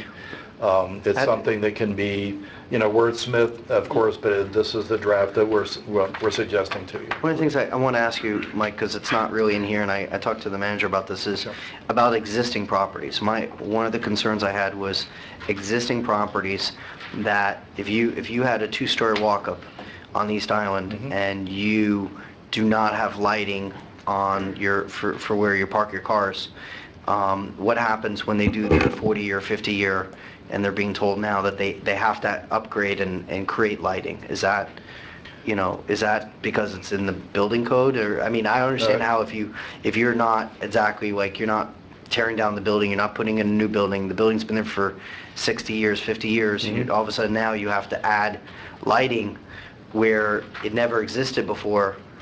I don't see how that is necessarily fair for every property owner. On page 5 of the draft ordinance, at the top of the page, your applicability. Yeah. It speaks to if you do more than 50%. No, I know. Okay, that was the trigger that we came up with. No, I know, but I'm just saying, but for current buildings, because if that's currently happening, so that would not be happening anymore. Right. My intention when I wrote this was that it would not be a punitive thing where you would go out and cite somebody. You would wait for the you hope people are upgrading their lighting. Most people are doing it anyway. Jordan, you're talking about the 40-year certification, but the fact of the matter is, I mean, you know, usually I'm going to be always, and I always probably will always be for grandfathering, but the fact is we're not talking about anything excessive. Some of these things are as simple as changing the light bulb. No, I know that, but like... It's not, this is not, you know, a real high-end cost for someone to be able to maybe put some light on their front steps. No, I know. The problem is that when we discussed this item, this issue wasn't really raised. And since then, I found that there's some buildings that never had lighting for the street. So like, for example, if you live in a building that the meter, the FP&O meter is for each individual unit. So in other words, the association does not even have an FP&O meter. Now they're being told they have to have lighting on their parking. That's an undue burden because now you have to have FP&O coming online. And my guess is their insurance companies are going to tell them to put lighting out there anyway. So I don't think FP&L has to come, just a licensed electrician. No. He's talking about if there's no box there. You actually, I mean, you still have to create an account. Okay, He's right about that. It has to be. In other words, what he's saying is there's certain buildings, and what he's claiming is that there's certain buildings where the HOA doesn't have its own FPL account. Right. So if you're going to have the parking lot, which is not owned by an individual unit owner, it's actually the building itself, they would have to have a box put, and that's true. But the fact is, most of these companies or most of these HOAs are going to have to deal with their own property insurance for premises liability, and they're going to tell them to light it up. So I think it takes care of itself a lot of ways. Yeah, I mean, I'm all for the new buildings. I'll just chime in that for public health, safety, and welfare, you can provide a period of time to comply for existing buildings, so it reduces the burden. You're allowed to say that for existing properties that would otherwise, you know, you don't use the terms otherwise grandfathered, but for existing properties, they have X amount of time to comply. And this is still for existing properties that are remodeling 50% or more, right? Right. If they do that, Yeah, then they've got to follow. Yeah, I'm talking, yeah. He's talking about the ones that aren't doing all that. Right. We did that many years ago with like the sign ordinance. We did, we gave, right. 5 years or whatever it was. We did the same thing with noise, we did the noise with the machinery. I would think that a building, especially doing more than 50% or more, would probably be amending and adding lighting and all that modern stuff. The ones that I'm seeing, you know, they're doing it anyway. And stuff like Yeah, that. I'm just talking about a building that just happens to do their certification, and now they're being told, you know, they have this huge price tag that they never expected. There's not a huge price tag. I mean, a lot of these are, I mean, minimal. It's not anything that's excessive. So, let me add one thing. I mean, in general, I think one of the things you hit before is key. The wordsmithing here is going to be a little key. I mean, I don't want to spend, you know, go word by word on this, but, and this was a very, very difficult one to properly narrow down, but some of the wording here is very overbroad. I mean, I know, for example, I'm just going to give you an example. When you got, you know, obviously, when we're talking about the site requirements on page 4, 23.9-19, and it's purpose and intent, so it doesn't have to be specific. But when you start talking about, you know, that some of them here was where I have it here. Should be designed in a consistent, coordinated manner where it shall be integrated design so to enhance the visual impact of the project. I mean, just that throughout other areas, that's very subjective. So if you go through, I mean, obviously, if we're talking first reading here, but if it's cleaned up a little bit where it's pretty much the same thing, obviously we're fine for second reading if this passes. But I'd ask you to go back and just try and refine a little bit. Not just there, but I'm saying throughout the rest of the ordinance. I mean, there are a few areas, and I understand that you know, there is a measurement here that you have in the next section, which helps a lot of areas, but some of the areas I just don't want to have a problem where it's a little too broad. Okay. All right, so we have Mr. Lee informed me that there's nothing in the building code, that apparently there was a Miami-Dade, like a safety ordinance for parking lots for safety, a minimum amount of lighting, but not... So when they do their 40-year, that kicks in? Is that what happens? And there's no way around that, because that's the county.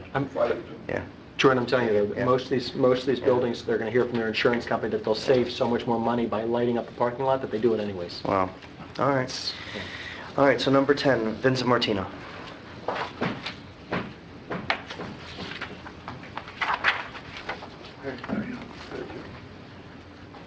Good evening, Vincent Martino, 1050 93rd Street. On number 10, regarding the light, the ambient light, when I think it was the club at Bay Harbor, which is behind our building, was built, there is, and Mike referenced the pools on the roofs and all that.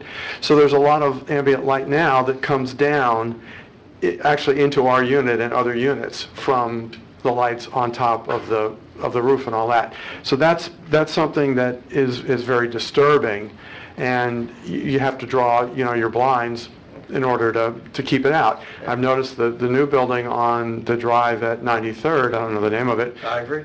Right, thank you. Yeah, and that has the ivory, facade, and that's fairly bright too. Yeah. So that's a big concern. I asked about that a few years ago before at P&Z when they were talking about the design of the Bay Harbor Club, and they assured me, well, it's not going to be an issue. Well, it is an issue because you've got light coming in. If you're below, obviously, that's not good. The light from the ivory also from the roof? Same. No, it's from the from the side. sides? Yeah, it's from the accent. I guess they call it an accent piece. I'm not sure. On the side of the building, whatever. Okay. An architectural, design accent piece. So it's units because the building's empty. Yeah. right. Yeah, not yet. Right. But if you're close enough, it's bothersome, and even from a distance. The other thing is, regarding you were talking about a moment ago, the requirements. We had our 40-year inspection 4 years ago, and we were required to have a certain foot candle, regarding our entire perimeter of our building, and it was a pretty big expense to go ahead and do that. We also have a parking lot in which we had to spend almost $24,000 to light all that up. So it is an expense, and it has to be done. There's no way out of that. A few people asked me about it, and the people that complained are the people in the smaller buildings. If you have 4 or 6 units, right? And, but it's regardless that it doesn't matter what the size of you can have 2 units or you can have 200 units. It's a requirement, and there's no way around it. Well, I tried. Yeah, thank you. All right. Well, thank you. All right. Next we have Fran Newhut.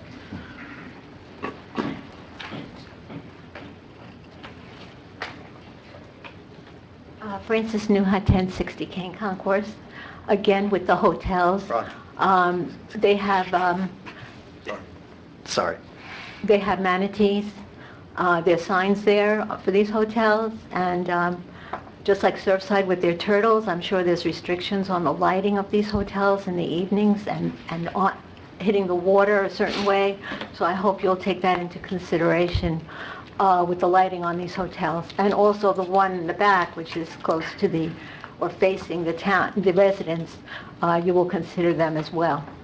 But more importantly, is that the municipal lighting that we're talking about, which isn't really mentioned here, but it is because it's in Miller's white papers. I've been asking now, I don't know how long, maybe 30 years to JC to light it. Well, I don't think he's been employed that long, but close to it. The parking lot on 95th Street, I'm asking you again to please put lights there. Now we have in a residential parking lot, municipal trucks, commercial trucks. I counted 5 today. They stay overnight and they're in that parking lot. And it's pretty dangerous because that's right next door to a residential apartment building. The other thing is the school, we still have a joint use agreement. And if anyone was to read that contract, shutting the lights when we, the town, pay for pedestrian lighting according to that contract, you should not be darkening the basketball courts, the tennis courts, the playing field after 6 o'clock and locking the gates. And I think that is wrong, and you are wrong in doing that because you have already turned many of our residents and citizens away from using that particular amenity for our community. Thank you. All right, thank you for your comments. All right, so we have a motion and a second. I have another request. Michael, is it possible, where we have these very subjective measures, the feet and everything, that's fine, but with the candle power, foot candles, it's kind of hard for us to judge what that means. Are there any kind of photos that you might take at night and just show us, This is 1, this is 2, this is 2, 20. yeah. Sure. And even if we see some local examples, that would help me understand. And then We did this, by the way, remember when we did the tennis court?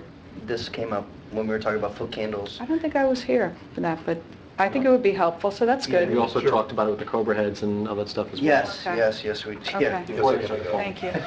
And That's then, when they were there. would you guys like to invite the Planning and Zoning Board to weigh in and give us some recommendations, you know? Not really, not on this. No? Because they're going to be the ones who are going to review the plan. You wouldn't matter. Excuse me. You have to Excuse come me, up You have and to come speak. up if you want to speak. I don't know, I mean, I think, this is why we have Mr. Miller, this is why we're gonna hire someone to come up with this, but I mean, we've done this before without planning and zoning, especially when we created the ordinance for the tennis court. The primary issue besides usage was the lighting. I mean, we already went over and discussed this. Well, okay, well, that's just, I feel like we create these codes that then the Planning and Zoning Board is going to have to look at, and, you know, their approvals are subject to it. It's just participation. I understand what you're Listen, saying. they're mostly residents, and they're free to look at the agenda and come in and comment and all that. I just think it's a prudent thing to let them know, to advise them, and invite them to give feedback at the next time. They could do it at this forum. It doesn't have to go to their board. But listen, we sent your amphitheater to the Parks Committee so we could get That's a the different- seal of approval. The P&Z is a little different there, and I guess the real key at this point would be that they're going to take a look at it on each individual project as it comes up and make sure it adheres to it.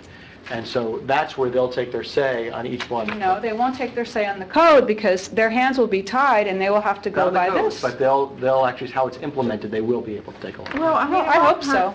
I think sending it to them prior to it isn't going to hurt them if they want to take a look at it. I mean, at the end of the day, they've been looking at projects, and so they might have an opinion, seeing so many projects. They might have an opinion on actually what the lighting, I mean, so far, I have to tell the some of the new projects, I'm not thrilled with some of the lighting at all. So maybe we have a P&Z, and they have been looking at projects, and having their input before we do an ordinance, it doesn't hurt us. It's not going to hurt us. If they want to make a comment, I mean, if they want to come before us and they want to have a discussion with us in an open forum, that's fine. I think in order to move this along, since this is just first reading, Right. I think it was, the council's wish to have some type of lighting ordinance, and I think this is a good start. I think it addresses most of the major points that need addressed, since we haven't updated our code regarding lighting since 1956, which wasn't a bad year, but it was a long time ago. And then maybe we can just bring it to the attention of the Planning and Zoning Board that here we passed an ordinance on first reading. It's not an ordinance yet. Please, you could pencil this up at your next meeting.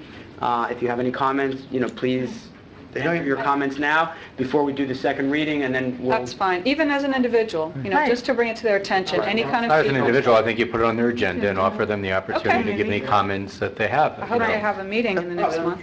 That's We fine. also have another discussion item that potentially we may do something with, and that is one that I think we definitely, in my opinion, need to have the P&Z board That's in my commentary as well. brought in, so that they can be aware that we potentially, even if something does go to the first reading, that they are aware that it's coming to the first reading, because I think that is more intimately affect their bi-weekly life. Yeah, well, let me ask just two questions. So this, let's say hypothetically this passes, takes effect, so the current buildings, they're going to have to comply and change, correct? Well, anything moving forward will have to comply with what's in the new code. Yeah, I know, but I'm talking about the current buildings, though. So that's No. no, I know the new building. Flexibility No, I know, says but if you renovate 50%, if you Right. move I know. property or... Well- You can't go Well, back.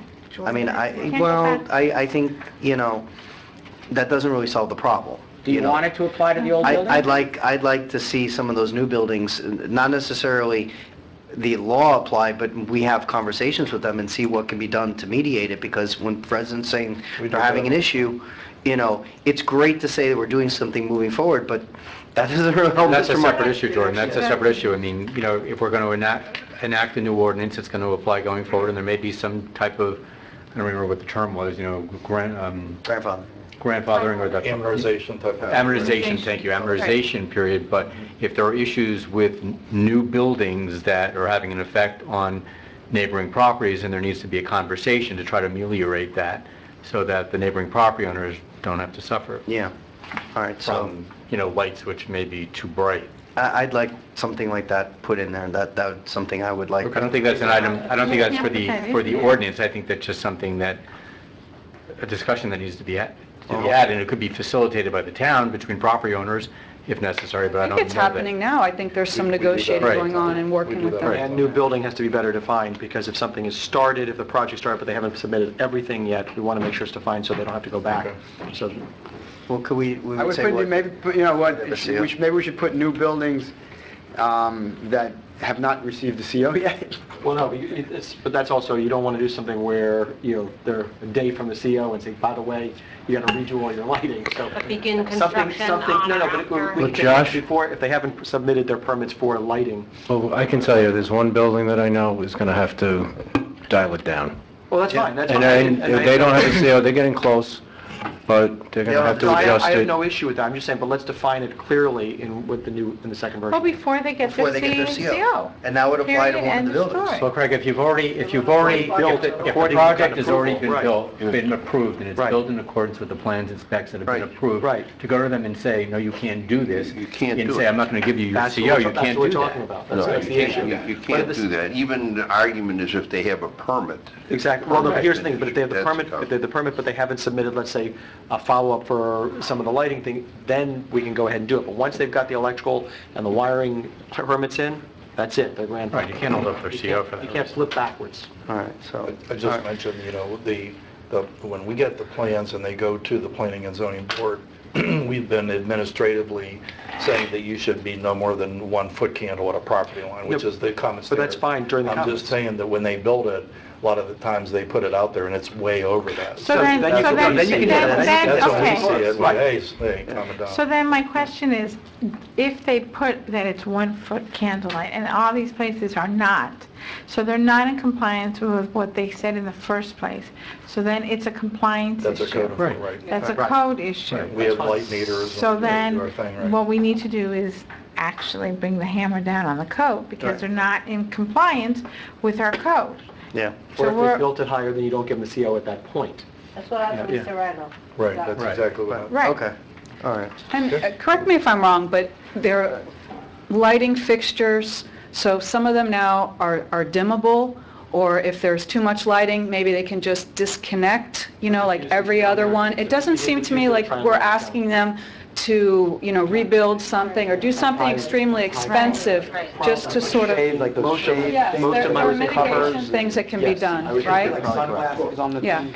You should see what the West Island lights looked like before they put the diffusers. It looked Oh, like- those things were crazy. It looked like ET was I had, coming no, through no, no, no. your I had my living daughter room. come in the middle of the night, she goes, in the middle of the night, and she goes, okay, it's morning. I said, no, it's not.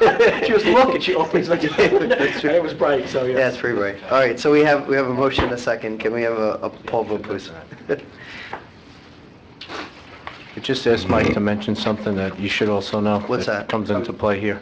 It's related to fire department, your route to escape a building. Of course. Has to have a certain lighting level. so- Well, obviously, Yeah, that we got. I don't think That we it's, got. okay. Well, they tend to go a little above and beyond on the lighting. Yeah. So with Serrano, they were following that. They were able to get approval to have a dimmable system that if they did have a fire and alarm activated, it goes back up to the original That's lighting. good. That's fine. We just don't want searchlights all over all the buildings, right? You can't see the whole way. All right, we need a vote on it. Mark.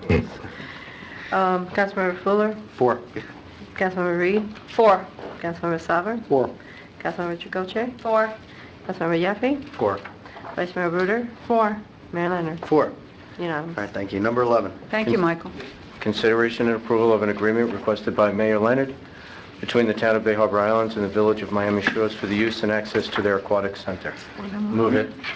Motion second. Any discussion? All those, sorry. Oh, we have, yes? I think it's a good idea, and talking to Ron today, he said he would monitor it, because it kind of reminds me of the old library agreement where we paid a fixed amount, so that, at a later date, if we determine that, maybe it costs more, that it might be easier for people to come in and get like a pool pass or something that we might pay. So we'll keep an eye on that and see if we're getting the best bang. Right, I also talked to Ron about maybe paying just pool passes, but unfortunately at Miami Shores, they don't have just pool passes because I asked. I also was concerned about how many actual residents are going to use the pool. So he said I think they're going to track it for us, correct? Yes, because you have to show your identification to come in, and that we will keep a running total of how many users come in. Are they going to do that for us? Yes. Yeah, Have to. they want to know too. So, and this agreement is just for 1 year, correct? It's 1 year. Renews only with your approval on an annual basis. And there's two. Them too. There's a Well, mutual understanding. on it. Right, but I just want people to understand, it's not just that. And when you go there, you also have to pay. Right, Yeah, you Right. pay residents rate. Same as residents, so we're You're paying paying. the resident rate as opposed to the... No, they can't get in. Right, the outside rate. Right, and then are you allowed to bring guests? No, you can't come in if you're not a resident there. So if Unless you're a invited, resident and a Josh. guest, if you're a resident, you can bring a guest. Right. But that's it. But let me ask you, one of the things, the only question I had, because I'm for this, but what do we do and how are we regulating, or how are we actually monitoring for, or what is that better yet, Miami Shores going to do when people, let's say someone brings 3 kids or 4 kids and says, they all live with me in Bay Harbor. Now, because there's a different fee between... No problem. No, this is how it works. You come in and pay the resident rate of Miami Shores. Right. Every person that you bring with you is going to pay the resident rate. So, okay, So well, every you pay per person. Well, no, because I believe. under the agreement here, it says it pays the same as Miami Shores, which is the resident rate, and then there's a $2 additional fee. 3. It's Oh, three, three, it's three, right. if they're a guest. So what I'm saying is, it's fine, I mean, but not everybody, there's no, most kids don't have an identification showing where they live. And They would have to be accompanied by an adult, and exactly the same rules that apply to a Miami Shores resident would apply to Well, us. that's what I'm asking you. How do we monitor how many of them are going in because most, let's say parents say, okay, well, I've got, 5 kids here with me or 6 kids here, they're all my kids and they all live with me. Are we going to be getting some kind of number that is, really not reasonable for Miami Shores of usage when in fact maybe there was 1 resident and 5 of the other kids were all friends and guests? I'm going to track total users, but I can see if that can be, adult and children. What I'm asking is, I don't know how Miami Shores tests that. In other words, because the fact is, you can't just say by the last name, a lot of people Well, don't why have don't the we same do it names by as their kids. family? Yeah, It's kind of hard. it's an enforcement can't do issue, that. and I think you're dealing with people that probably it's okay, and it's really, Miami Shores is going to have to monitor that, and for lack of better terminology, properly police. So let me ask you, for the annual fee that we're paying Miami Shores, that gives our residents the right to just use the pool basically and the slides and the... Yes. Okay, because there's, the advertisements that are attached to this have all different types of classes and things that you can do, and there's resident and non-resident rates. So how does that apply if you want to take one of their classes? Your resident rate. Your resident rate. Right. So, I'll vote for this, but when my children were younger, they engaged in all types of activities in Miami Shores, football and soccer and baseball and t-ball and all those things, and we just signed up and paid a non-resident rate. Yeah. I Without, don't know if without that's the town. available now, I think. I You mean, I have don't to know. have a With sponsor. with the Well, pool. you Because can, the you pool can, doesn't allow, if you're not a resident, the you Right, can't. you have to have like Different. a sponsor You with have you. to, exactly. you have to Well, have a let's resident just with you. hope that Miami Shores is as diligent in patrolling that as the Dade County Schools is, I will tell you, they are strict, let me tell you. Yeah, they are. All right, They can I are. get one? They are sure. All right, so we have a public comment. Francis Newhut. George, Yes, I'm sorry. I want to take 14 before 12. Yeah, sure, of course. Francis Newhut, 1060 King Concourse. I think this whole thing is missing the point. Originally, this started out not with swimming pools and recreational swimming and all that other stuff. What happened was there were kids being found on these, especially the East Island, on private property, on the docks, on whatever, and we were seeing these kids and we were afraid they would possibly fall into the water, and a lot of them don't swim. Therefore, we suggested, and I'm a WSI swimming instructor, or was 100 years ago, that we should have and it would have been a good thing for the town to round up these kids, you know, offer them classes in a private pool if necessary, or where the insurance is, maybe the hotels can arrange something with us, which we did years ago, to give them swimming lessons. First of all, you and I, or most of you up here, would go to private lessons. You're not going to give them swimming lessons. These are for people who really can't afford swimming lessons. I hate to differentiate the two, but they cannot afford, what is it, $90 a session for swimming, $50 for one student for 30 minutes. These are the prices here for residents of Miami Shores. I mean, they're not going to go into traffic, their parents, and take them over to Miami Shores Tuesdays and Thursdays, which is ridiculous because you give them a 2-week program.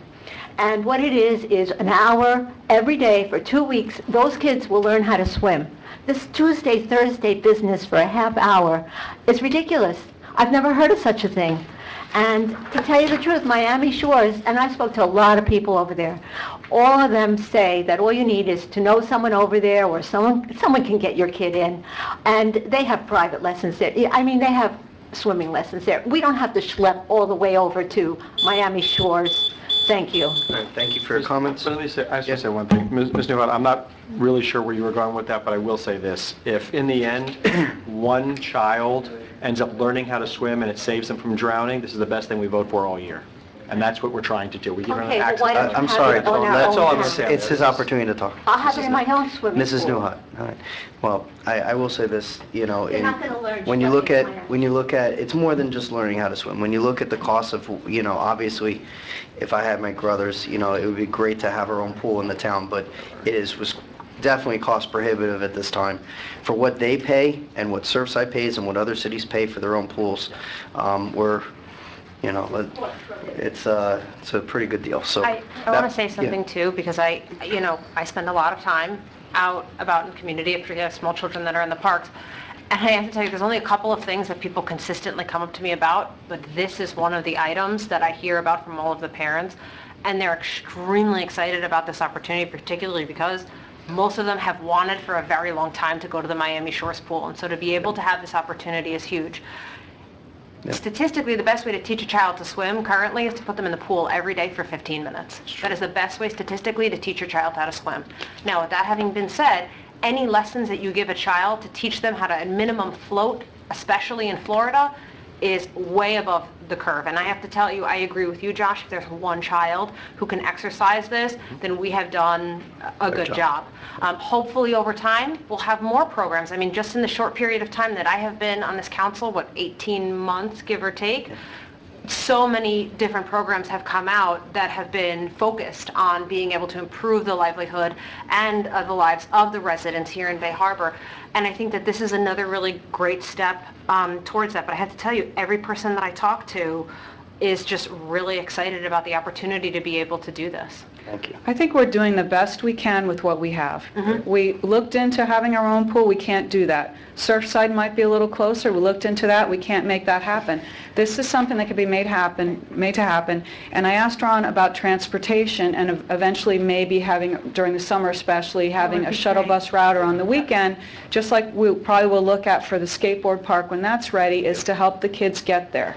Yeah, no, that would be awesome. By the way, we also looked at FIU to do Yes. there, but they were, I mean, unless you have a specific program, Yeah. you cannot use FIU. So we diligently looked to see what was the best program out there for us. And our camp does go to FIU. Well, Our camp goes to right, but FIU that's- once a week, which is at least, again, another improvement. It's also not the play area. It's as not well. a play area, As well. but what I'm saying is, I mean, before we decided to join Miami Shores, we did look at other options to see what else we could, get bang for our buck. And unfortunately, Surfside would have been the closest, but it wasn't available for us. And FIU, the only way that you can go there is if you have a very specific program. So, this is also wonderful for our summer program, right, Ron? They're going to be able to use it at our summer camp? Oh, yeah. Yeah, absolutely. Right, and maybe over the summer, we can work out a program with them where we do give them actual lessons in summer camp. Well, So, Just just to add, I know that Stephanie, you have smaller kids. I mean, my youngest is 22 years old, but when my kids did have swimming lessons, they were 30 minutes long, because the kid doesn't, his attention span does not go beyond that. That's right. All right. A couple of times. As much as you can. And let me just say, Whatever you And can it was like get. 25, 30 bucks, 20 years. One thing, Stephanie had it right, except for one thing, when she said that we tried a lot of other terms, except we tried every other alternative. Yeah, we looked did. at We everything did. we could. We did. And this is the best scenario. Listen, we're providing a service and an opportunity for our residents. Exactly. And it's up to each individual, the parents, to decide whether they want 15 minutes or 30 minutes or whatever it is. The process of negotiating this isn't to tell Miami Shores how to run the programs and how many minutes to have a swimming lesson.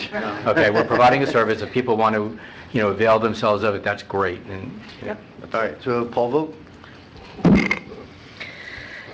Councilmember Yaffe. 4. Councilmember Tricocci. 4.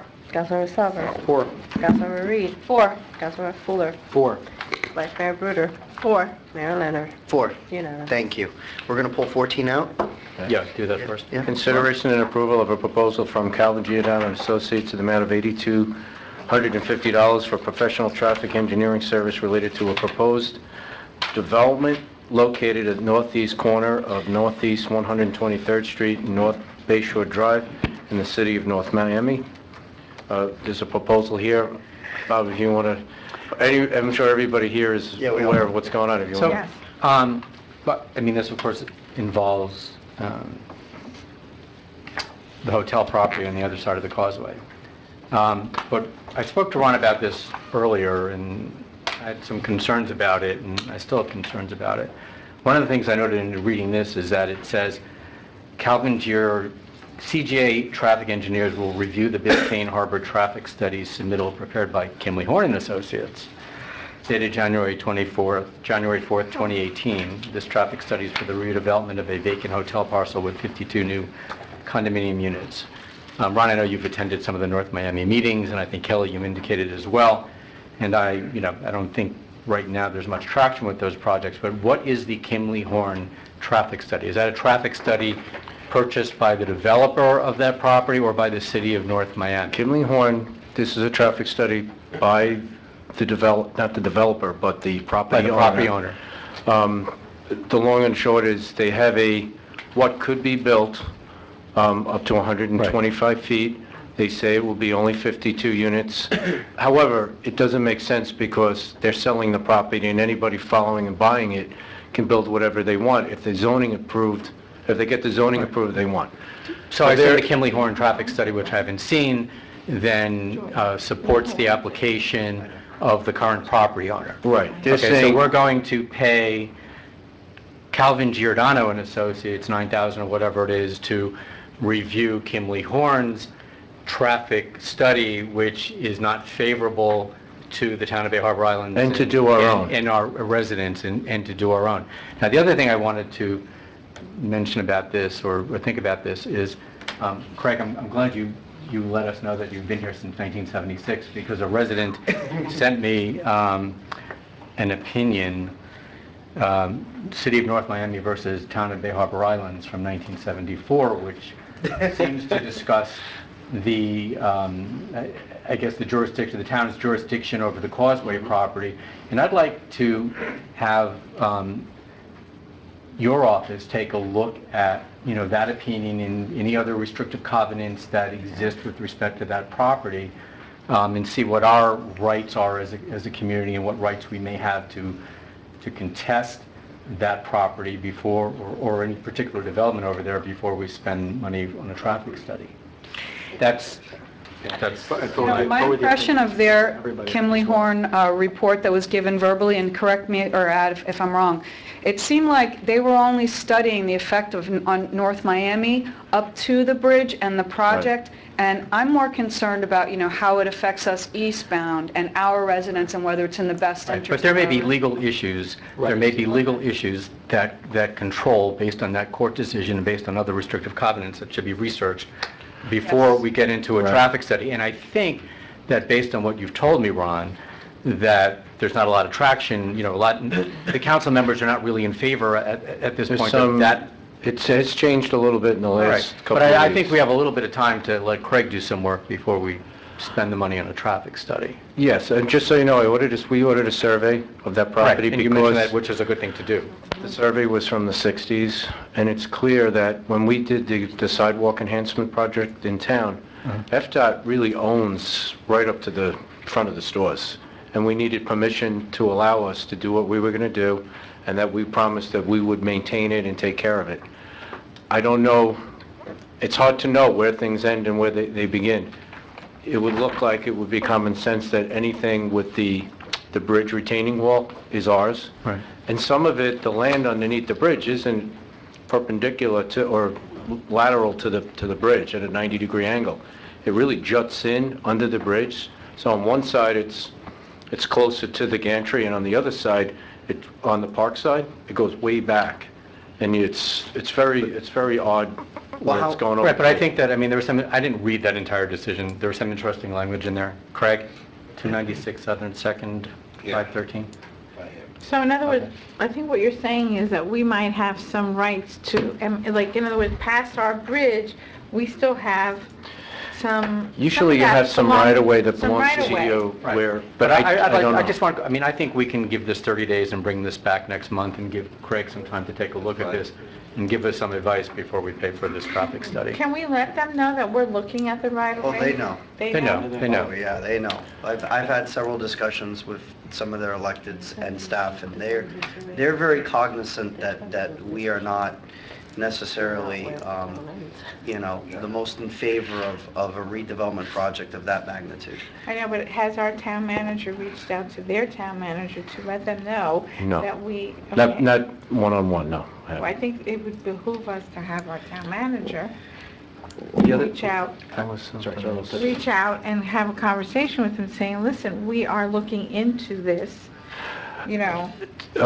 Kevin Giordano, when I asked for a proposal, I gave them a copy of what was used by the North Miami planning staff to recommend to their P&Z, so they would recommend it ultimately to their council. And, unless that was prepared in a vacuum when no one else existed, he said he felt there was some serious issues with it, so. Yeah. There are two other things that, sorry, go ahead. Well, I'll just hold my tongue for the moment then. Okay. So two other things I wanted you to take a look at. I would like to get, if we can, an engineering report from our own staff. If they're going to build something of that magnitude right next to the bridge that we have right there, if it would, even just the drilling, the pilings, whatever it requires, of any of that size, what kind of damage we potentially, and I have no problem with it saying, using the word potentially, could incur, which obviously we would have a little discussion with North Miami after that construction and damage. In addition, one of the things about the traffic study is that, North Miami's looking at another project. They voted, I think, against it at one point, but then it'll be back again half a block away down on 123rd, and eventually if something gets approved there, which was the open lot, now there's a circus there for a few weeks or whatever else. But Can't believe you said that, huh? Yeah, it is. But it is a circus. But the fact is, if that or whatever eventually does get built there, and something at some point will, you're looking at potentially a large number of additional residents, commercial and so forth, additional traffic that is greatly going to affect traffic east and westbound, up and down, right up on that same road. And I would assume they put in other traffic lights or whatever they do, but you're increasing the number of cars significantly, and that's going to, directly affect what report we're going to get here, which is not going to include that information. everything is directed on how traffic enters the roadway and whether it's done on a controlled basis. And nobody, I don't think you would put traffic onto the arterial roadway, like onto 95. You wouldn't build a house and say, okay, pull out onto 95. And that's essentially what's going to happen. No, but what I'm saying is that's based on the volume of cars per day. And if the volume is going to increase once they approve some other project half a block away. Talking about Towers property. Yeah, if that property, if they start putting up, I mean, how many units were originally planned? There was a few hundred, plus... Like almost 200, like more than 180 or something. Plus commercial, plus everything else. If that is there half a block away, that's going to increase the volume of cars on that road, and therefore, essentially, all the numbers we're paying for on the traffic survey here are going to be out the window. All right. I'm very interested in hearing the council's opinion in regards to what our rights are. And could we also get a copy of that case sent to the entire council I would appreciate it. I asked her. I'd like to say for the record that I spent a lot of time over there in North Miami going to 2 meetings and hearing what the property owners had to say and hearing what the residents had to say. So for the record, I am not necessarily in favor or opposed to anything yet. I just want to get all the information. I want to make sure that all of our residents have the information, that they know when meetings are, that they're aware of what could possibly be going on there. And one of the things that they said is that they will be changing they would seek to change the left turn bay from the west and extend it so that they would put the entrance that's right on the causeway or whatever, 123rd Street, further east, which would probably be across our easement. Probably. We don't know. The problem would be, as soon as you had 3 or 4 cars in the turning lane, or the turn, as soon as you loaded it and it one extra, now you're in the travel lane, and now you have the Biscayne Boulevard problem where the left-hand turn loads into the travel lane, and now you have a disaster. And that's what they're proposing. They would have to come to us, right, if they wanted to do that? Well, that's, Stephanie, one of the things that we want, One of the things we need to... I'm asking the town attorney to take a look at. All right, so we have our marching orders as far as what to do on that, so, okay. Well, we're not voting on it, so we don't need to have a comment on it, so. We're going to go to number 12. Consideration and approval of a proposal from Kimley Horn in the amount of $9,500 to develop a preliminary design report of the existing emergency power system from the town hall. All right, can I have a motion? As you know, when we had the hurricane, there's no motion. Oh, there's no. We have to have a motion in a second, so. Oh, I'll make a motion. Can I have a second? I'll second. Okay, all right, Ron.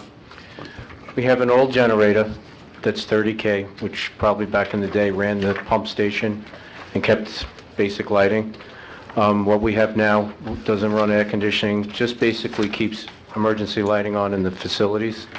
During the hurricane, you needed to bring in auxiliary AC units and sprinkle them around the police department and the town hall. One of the things I learned was the way the power is actually brought into the building is a little unusual. It comes into a vault on our property, and then it's distributed from there out to Kane Concourse. The recommendation for us, the primary thing for me was, we have a really old generator that stopped working for several hours. It needed to cool down before it could be restarted. There's no real parts for it. Onan is a very good company. They've been around a long time, but they don't make really replacement parts for this anymore. We need a larger generator to service the whole facility, and they also suggest that we separate how the transformers are dividing and divide power to Kane Concourse and divide to us, and they would recommend the sizing of the generator. It's an expensive proposition, but in an emergency, you have to have your town hall, and we didn't use it as a cooling center because it wasn't too cool in here, except if you had a fan. But truthfully, whatever we do, that generator will not be lost. It couldn't take it with us, whatever we decide in the future to do with the town hall or whatever we're going to do in the future. So it's it's just planning for the future. And, it's risky to stay. The generator, as they said, it runs the sanitary system for the town in the emergency. So to keep that going. So no more. Okay. Yeah. Well, I think we... Should have led with that. You had me at sanitary sewer. So. Yes. All right, so we have a motion and a second. All's in favor? Well, I have a comment. Oh, I'm sorry, you have a comment? I talked to Ron about this earlier also. I have some concerns about Kimley Horn because, Ron, you just said that, they did this traffic study in a vacuum, which probably makes no sense to anybody else in the world other than the property owner, but beyond that. This preliminary design report will be used to, and I'm reading from Kimley Horn's proposal, will be used to evaluate and investigate the existing emergency power system so that a recommended approach for system improvements can be provided. The PDR will also include associated preliminary cost estimates for budgeting and scheduling purposes. Upon completion of the PDR, a separate professional services scope can be developed for design, permitting, and construction phase services, which means, $20,000, $30,000, $40,000, $50,000 later, we'll have a generator. And I'd like some more information about that. It won't be 50,000 for the generator, that's 50,000. No, I'm not talking about the generator. a lot more Tell for us the like generator. how to do this. Right, that's I just have some concerns about this open-ended, project for Kimley Horn, or anybody, it doesn't matter whether it's Kimley Horn or not. It's basically, you have to start from, they have to come in and evaluate the system. Aren't there local as it is. engineering firms that we can use rather than this huge, Kimley Horn? You just want another firm, then I'll get another I firm. would It's like, I gonna would be, like another firm. I'm not a big, I think that we should find other firms besides. Well, good catch. We have, Yeah, what, 6 firms on the list? I know this is a priority, and I understand that, and No, I don't I'm not know. opposed to the project, but I want to know, okay, to get some idea of what the scope or what the future cost may be in addition to the $9,000. When I first looked at this, I said, okay, for $9,000, whatever it is, we're going to get a report from them, and they're going to, and I know it says preliminary design report, but that we would know how to proceed to provide sufficient emergency power for the town and for the sanitary system and so forth. But this is just like the first step. So what's the time element here, and what is this ultimately going to cost us for professional engineering services? when you come to, let's say, we did this report, it's going to give you an estimate of how much a generator of whatever size we need. Say it's 100K, you can bet it's about $1,000 per kilowatt of generation. That's about right. They very well might come back and say you need 120K of power. I'm not questioning the amount of power that we need. I'm questioning the professional services, how much we're going to spend on professional services to be told that we need 125K or whatever it is, that's all. Because this is only step one. There's another phase to come, and at least another phase to come, and I want more information about what the total cost of the project is going to be. Not the cost of the generator, but the fees that we're going to be paid, that we're going to pay to somebody to tell us how to do this. Okay. I wouldn't mind that if it hits, you can try and see something, if our eventual fee is going to be in excess of whatever. Maybe there's a portion of this limit. gets credited back towards the other one. Yeah. If we're going to come back with a second fee agreement that's 50,000 or 60,000, But I don't want this to should go spend so towards that much as well. money for somebody to tell us that we need a generator and this is what you need. Yeah, but it's... We have 5 firms. Keith Schnar, yeah, go ahead, Randy, if you want to say. The Keith Schnars, Calvin Giordano, Kimley Horn, Beha Font. Yeah, Beha Font. You're missing one. We have 5. 5, I can't think of the other one off the top of my head. Chenmore and Associates. Chenmore. The Surfside has a generator system. Council. We had Kimley Horn come down here. They visited the site with Mike Best. When they came down here, we didn't know, or they didn't know that they were going to need a preliminary report to determine our generator needs. What is driving this whole process here is that the nature of the supply coming in from FPL. It comes into a vault in the back of Town Hall. Randy. We understand, we understand that. The thing is, unknowns. We already heard this. We Right. get it. I think Bob's message is loud and clear. We want to know what is the total cost, to let us know how much is the cost of the generator and the job. Not the generator, I just want to know. Right. the Yeah. We need an estimate of what the engineering fees are going to be from soup to nuts, like from the beginning to the end, not just the study. Isaac, I think what Randy was trying to get to is there's so much stuff that they have to figure out first before they can do that. This is like if you call a plumber and the plumber says, I want to charge you $100 to come out and then tell you how much it's going to be. I will go back and get this number, but I'm just saying. saying, it would be kind of an estimate until they really figure out how the At least power give us comes- an idea. Yes, I will. Okay. All right. So we're gonna table this to next month. Okay. Okay. Let's table it to next month. All right. 13. Well, no, but next month with additional Yeah. offers. Well, Well, it's Ron. Okay. Number 13. Consideration approval of an award contract, BHI 191 for Zone 2 Valley Gutter Repairs in the favor of C&I Construction and Design in the amount of $110,000. All right. Do I have a motion? I'll move it. Second. A motion, a second. Any discussion? Zone 2 is This is all the interior roads of the West Island, North side of Side. West Island. The first part from the King Concourse. It's the first part of when we do a road, we Your repair all part. curb and gutter, and then we resurface. Your part. All right. I'll move it if it was. We have a motion and a second. Public discussion, Fran Newland. Or part two.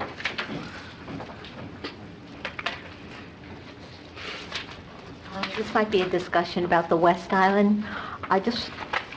Maybe I read it wrong because there's so many zoning and they talk about all these streets. Our property is on a canal, is on an alley. Okay, you did the garage, you did these valley gutters. I think for 30 years now, you've never touched or even put gutters in. We have now projects coming up with office space and whatever, and they do face the alley, and the water is retaining there. I'm sure some of these people in the audience here who work for the town are aware of that, and it's almost like an emergency. We shouldn't have water retaining in the alley, and we shouldn't have mosquitoes, and we shouldn't have what's going on back there. Thank you. Thank you for your comments. All right, we have to poll vote this, so Marlene, please. Councilmember Fuller? Yes. Councilmember Reed? 4. Councilmember Salver? 4. Councilmember Chakotay? 4. Councilmember Yaffe? 4. Vice Mayor Bruder? 4. Mayor Leonard? 4. All right, number 15. Discussion requested by Councilmember Salva regarding the design standards for single-family homes on the West Island. All right, Isaac. Yeah, real quick, we kind of discussed this briefly at either Good and Welfare or different other parts of the meeting, not officially. And actually, I'm going to suggest that we stick by our own protocol and maybe send this to the P&Z board, for their comments actually before we start discussing this. I know this is something that we urgently need because based on the pictures that I saw from Michael, some of these homes I didn't even realize were out there. I didn't even know that this is in Bay Harbor Islands, that they're just, I don't know. I think that taste obviously is subjective, but, I think the code as it's written and being employed by some of the developers that are building single-family homes have just either exploited what our code offers them or have created designs that are just not consistent with the surrounding homes or just they're too boxy, unattractive, all the words that Michael used in his PowerPoint. So, I could discuss it now, we have plenty of time, or if you guys think it should go to the Planning and Zoning Board first, I'd be open to that too.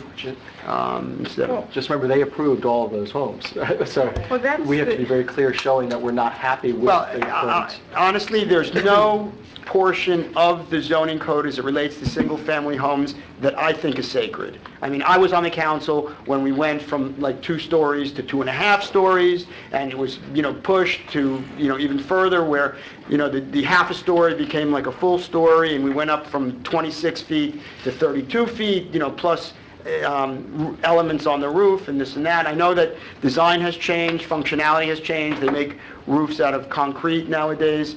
But I think we might have to, in my opinion, rein things in a little bit. So here's, if I could say, our code, I guess, in a sense, is very broad, right? As long as you're within the setbacks and you don't exceed the height allowable on the waterfront or the non-waterfront, it's really very subjective, and there really aren't any guidelines in it, and you're basically looking at a project, and the homeowner, this is what they want, they hire the architect, they love it, this is what they want, and there's no other guidelines.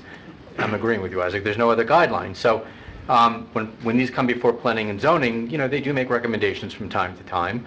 On just about every one of them. Right, and I understand that, some of the property owners, very much appreciate those recommendations, but they don't otherwise have guidelines that would enable them to I guess, reject some of these. Right, they may say come back 2 or 3 times ultimately before they approve it because they're trying to get some enhancements.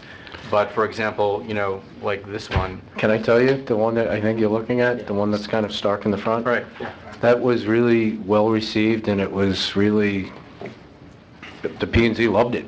to be honest with you. That's my I point. think, They've approved it. I think you're talking about a form-based code where you have 20 pictures of what you like, from the little houses to the Spanish design, to your roofing, to the modern design, and they can look at it and say, build something that kind of looks like this, and you'll be okay. If you build the blank wall, it ain't going to get approved. No, Can I just add one other comment, and then I'll finish? I mean, this one, I mean, I understand P&Z approved it, and it says, even though the front yard landscaping is according to the landscape requirements of the town, the large grass area in the front is not, I mean, you know, this... There is no landscaping. I'm not saying there is no landscaping, There's there's no landscaping actually behind the wall. And there's grass. And there's grass, and we need to look at the landscaping code too, because we had amended the landscaping code, right, years ago, to provide for a certain percentage of landscaping, but there are a number of projects like this where basically they're done, and there's maybe like one tree. I mean, there's no bushes, there's just... Well, you know, I think we have a couple I don't know how we questions got here. to that point. I think we have a couple questions. I think the first question is, and I think we need to understand something. Many, many years ago, we were the P&Z. Remember that, Isaac? And- I remember it like it was Right, okay, yesterday. and the reason that we moved it was because we were going to have all these architects, and we were going to have these designers, and they were going to better suit to be able to guide us through the P&Z, and they were going to do a better job. With all due respect to them, okay? Don't say it, just say Kim Lee-Horn. Because it means I'm a little bit taken aback by the lack of lush greenery that we have. I think they are not in compliance with any of our code, okay? And if they went to P&Z, I'm sure they had to have had some landscaping, right, Mike?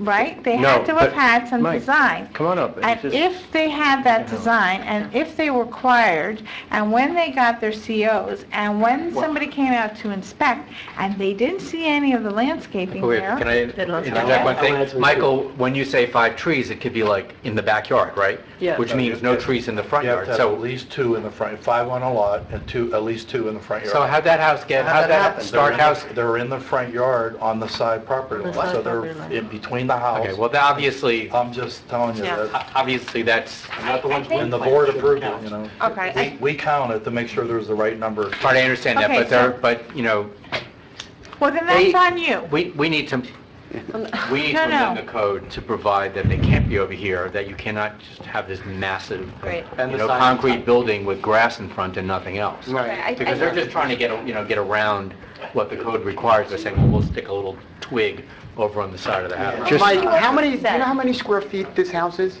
Like, how many square feet they built? I think a 10-ish, 10-ish? 10 grand. Well, how big are the lots? This is near you, right? That's a double. Is it a double lot? Stephanie looks at that out. I look at it. Every day. You can Just so you know, just to be clear, All these houses. Michael doesn't approve the look of it meets the code when it goes to. Right, but that's It's what just, we're talking about. But Let's that's- go try to wait, stay for a while. let's- Sorry, With all due respect, Sorry. yes, I understand, but he helps, it's nothing personal. He helps write the code, and if they're putting it on the 2 sides, then that's on him. Because he's our professional who's helping us write those codes. And we definitely did not have them put 2 palm trees on 2 sides. That wasn't our objective. And of course, if I go to a lawyer and I say to the lawyer, this is what I want, I count on him to guide me, just like I count on the P&Z, who are these professionals, to help guide me. Now, if nobody can do any of this, then let us know and then we'll start again. But this is definitely not what our citizens nor anybody wants to be looking at every day. Not on the East Island and not on the West Island. It's unacceptable. I'd like to bring back something To us, not What about the Bay Harbor Journal? not to Bay Harbor. I'm a little bit out of order, but I'm going to ask you, hold on one second. Poor Elizabeth. Oh, I'm sorry, Elizabeth. please. Sorry, new people. I'm sorry. Right? You don't have to be new for it. Yeah, sorry. Kelly. Sorry. Two All right, points. I do think at some point, Yeah. this does, and I agree with Isaac, at some point it needs to go back to P&Z and they do need to have some sort of input. But there are two issues here. Clearly, I think we're all in agreement that what we have on the books right now is completely deficient. And it's not to what we need. And I liked the suggestions that you have, and I'm going to go through them in a second, the ones that I really, really like. But then there's a secondary issue, which we're talking about right now, which is there does seem to be, particularly, they didn't make it here, but there is two properties, particularly one of them, I think, on 99th Street, I think it's like 1311, where that house is literally right up against the setback. And you look at that house, and it is like to the inch what they're allowed to do. And I looked at these diagrams of your building envelope, and I can tell you that property exceeds the building envelope, because it is just huge, and it's a few feet off of the property line, completely around it, and that is it. So I think that we have an enforcement issue potentially as well. But in my mind, I think first, what we do is we set what it is that we want to see, and that's our job. That's then not on P&Z. Then we follow them for the enforcement. But I liked a couple of different things. Limiting the percentage of the driveway in the front lot. I thought that was a great idea, because one of the things that you do see as you walk the island is that the driveway is the front yard. It is the front yard, and that's it. And they have these little pieces of grass, which I think are beautiful in between, but that's not a front yard. Having a minimum number of windows visible from the street. I thought that was a really great one too, and that alleviates some of the problems Or of like openings. the property, something. Yeah. But windows visible from the street is good. The trees and the percentage of green space that's necessary, not just on the property, but visible, again, from the street. A requirement that they have to include some sort of shrubbery. Because again, what you see here is you don't have any shrubbery, and you may have, like you just said, two single trees on the side, like toothpicks, holding up the house, A variety of volumes and levels and materials. I thought that was another really good suggestion. Creating and enforcing, and I think this is an important one, that minimum setback, and then having specific wall heights. And those were the things that I saw that you had suggested, that just in walking the island, I think if we do send them to P&Z, we tell them, these are the things that we read and that we really think would help alleviate it. What do you think the best ways are to incorporate this in? I Thank have... you, Josh. Okay, that was good. I have a comment and a suggestion, because, based on what Elizabeth said and what our comments here and what we most of us think, probably all of us think, I think we should do two things. And I hate to bring this word, and I know that it's going to make you shudder a little bit, but I think we need to, as in all due speed, put on a moratorium on all single-family home building, starting very, very soon. If we have to have a special meeting for it, have a special meeting for it, A. And B, have a workshop in all due speed as well, joint workshop with the P&Z board, and invite, designers and people that can give us input as to how we can improve the code as it relates to single-family homes. Let me address one thing. One of the things P&Z, and correct me if I'm wrong, but, part of their job is to take a look at the aesthetics and take a look and make sure it's going to flow with the rest of the community. Yeah. If we give them instruction that we're unhappy, and that's what I was saying, that's how the whole thing on this started. One of my first comments here, when we started this conversation 20 minutes ago, was anything we send to them has to be with an instruction that we are unhappy with the fact that they're following the code to the letter, but they're not following the aesthetic instruction that we've given previously. And we want something else. We don't need a moratorium. They will understand that, or they should understand that immediately in how they gauge all the different plans in front of them. I stick by what I say regardless of the laughter from the gallery, because I think the code allows for 2/10 of a single-family home, and I think that needs to be addressed. I think the second stories are way too imposing. If you set one of these huge houses next to a 1954 house that was built by Stanley Tate, all you know, you don't even see the first floor. All you see is like the wall leading up to the first floor, and then a second floor over that. You got no more light in your backyard. No, I said, we can still address it. What I'm saying, though, is we don't need a moratorium. We need to instruct them immediately. So before they approve anything else, that the aesthetics is actually something that we're looking at, and they have to look at it a little more stringent until we come back with what we're talking about.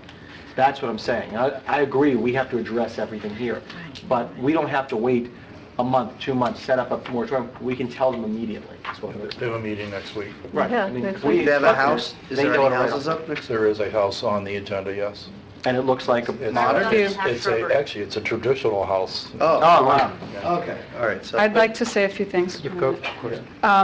I can't believe what I'm hearing from this person to my left. I agree with so much of what you said. I want to know what you did with Isaac. But I would like the same standards applied to the East Island as well. You know, I think that maybe it should be looked at. We have looked at more of the code on the other side. And I support getting the feedback from the professionals for exactly the reasons that you all mentioned, that that's why they're there. And I think that, you know, even though they have that little clause in the code that says, you know, if they just don't like it, if they don't think of the harmony and the vista, and then it's really, they're out. It's like the loophole of the code that they can just say no. Which they've never used. But they should, and I think we should empower them and tell them. I got up there almost every planning and zoning meeting from 2012 to 2013 and asked them to please use that authority they have. That's what I'm saying. But let me say one thing. When you say about the East Island, you know, obviously we're not looking at a single-family home there, but I think we do have to, if we do that, and I think it's not a bad idea, we also have to focus again back on landscaping, because one of the problems we've had, I mean, look, it's happened, it's done, but I remember when the two hotels that are currently almost complete, when we looked at their original plans, one of the things that, Ron, you sit there and said, you know what, I'm going to make sure, because you said, I hate palm trees, is what you said. You said, I want to make sure we don't want palm trees. And the original plans had all this lush landscape that didn't include palm trees. Yet sure enough... What do you got now? Yeah, exactly. What do we have? Palm trees. So, you know... I agree with Elizabeth on the enforcement, and it's our perception in any case, because, I mean, I've seen it with the property next to me. You come to the P&Z, they have a tree plan, and then during the demolition, they demolish everything from property line to property line, and they've been caught, you know, taking out what they should. So, you know, it's amazing to me that right there, that there is a plan and that nobody's catching them. I would love to see maybe an enforcement report, like a compliance report at the end of a project. Is that feasible? I gotta say, I mean, An inspection. as much as I'd like to put the faith in... We do a compliance report. Yeah, I know, but what I'm saying is... I'd like for us to get them. As much faith as I have in the Planning and Zoning Board, I mean, you know, I actually like the modern house look, but I have to admit, I don't think the intent of this was to make it look like some Maze Runner kind of house where it's all concrete and you can't, I mean, it's just not, that's not the original intent. And that being said, you know, we see this, residents see this, how come Planning and Zoning doesn't come to us, hey, by the way, we recommend this, or we thought this? When does Planning and Zoning ever come to us with comments? When did that ever happen? I think we should tell them that we're seeking comments and make it very clear. I think they're a board of artists, professionals. They didn't run for the council. You know, like, I think they're just like, it's a different kind of animal. But, you know, we over the years, and Isaac remembers, you know, I'm sure we had invited planning and zoning to look at even things like colors, you know, or architectural styles, and even before we had the independent planning and zoning board, the design review board, or whatever it was, they just never did it. I mean, they didn't seem to have the interest, to bless you. There's a house which I happen to like, at 102nd and West Broadview. If you haven't seen that house, drive by there. I mean, that is brand new house, and as Josh said, it's a beautiful house. I mean, you can really do something if you... Oh, with all the wood trim, all that dark wood? Right. Yeah, I've seen it. It looks nice from the water, too. Right. Yeah, but then there are others that... I'm not saying you have to be that style, but I'm just saying there are ways to do it. It's a new house, it's a large house. but they have lots of landscaping and they have a wall and, whatever, gates, whatever it is, and Yeah, in other words, that you can still have a large home But it's- and it be tasteful. Right. It's not that we're against large homes. I mean, this Or one, this is water. why we have this is why I put this on the agenda. Right. Because of this. Right. Well, this one, Because these are two brand-new houses, one next to another, and this one is like, okay, It's a 97. landscaping is a little bit like chintzy, but the design is modest. That's on 97th. Right. Yeah, it's all 97, Yeah, I know. but this is built next door. Yeah, I know. But then the one we don't like here looks like a parking garage for the building next to it. That's what it looks like. It really looks like a garage. My message is that we need to do something, and we need to do something now. Well, I'd like to have, Mike Miller come back with some ideas. I think that it's something, it's our responsibility to deal with, so I think it's something that should come back to us. But can we send something now to P and Z? We can. No, I'm saying right now that, look, that we have, Yeah. looking at this, that we're not happy with the aesthetics. I don't mind. Well, why don't we send them this? Right, send them that. Send them this And Michael's report. and Michael's report, and let them know. With an I don't think they know. They have a meeting a week from tomorrow. Okay, let's invite them, send this to them, Please, and invite them to the council please meeting. tell them. Why don't we send them this with your report of things that we have discussed, and let them know that we're very unhappy and that we will be discussing this, and we're inviting them to the next council meeting for them to, in an open forum, to have a discussion with us so that we can firm up some of the landscape design. But please And flat send wall designs. right. Yeah. And please send each one of them before their meeting a copy so they can study. Okay, all right, great. Mayor, Yeah, wait, sorry. yeah, may We I, have 15, I'm sorry? That's it. Oh, we had discussion? yes. I'm sorry. may I say something? Yeah, go ahead. I want to stick up for the Planning and Zoning Board, because I work with them. And I've heard many of them say to me, I wish we had more stringent codes that we can apply so that we can avoid some of these issues. And to say that they can use that that little thing in harmony, there's no harmony in the West Island. There's all kinds of different styles of housing that are permitted, from the old styles to the new modern styles, and even the ones that look like Coral Gables, and all these houses. So it's very hard to sit there, Mediterranean style. It's very hard to sit there and say, it doesn't fit in the neighborhood. When somebody can come back with pictures of 5 houses similar to what they're proposing. What they're building on their own So property. I'm just saying, give them a chance to look at this Right, stuff no, and come back with... I don't want to exactly do what Ron said and say, here's 20 designs, you need to pick from, one of these, because that's not like what I Weston. I don't want to do that, no insult to Weston, but we're not, Isaac, I we're not didn't Weston. say that. Form-based code just gives them a starting point. They can change it, do whatever they want. I think we need to be a little bit more We're doing something wrong. Yeah, we need to be a little bit more detailed as to specifically what is permissible, non-permissible. No, we need to... I mean, it needs to be... And I do hear what you're saying, Leo but Marlene, Canaro? Sorry. Yeah, I understand. But Marlene, also, well, Leo's working, but if members of the Planning and Zoning Board have I'm concerns liking what you're saying. about the lack of guidelines or the lack of, whatever, standards or whatever it is, then they should, They should have told us. yeah, I mean, that's why we've appointed them. It's kind of like the chicken or the egg, but... No, not necessarily, they should say, they can send a report. Why can't they send a report to the council and say, listen, we're concerned about the types of projects that are coming here and that the lack of guidelines and the lack of standards, and we think that the council should consider this particular thing.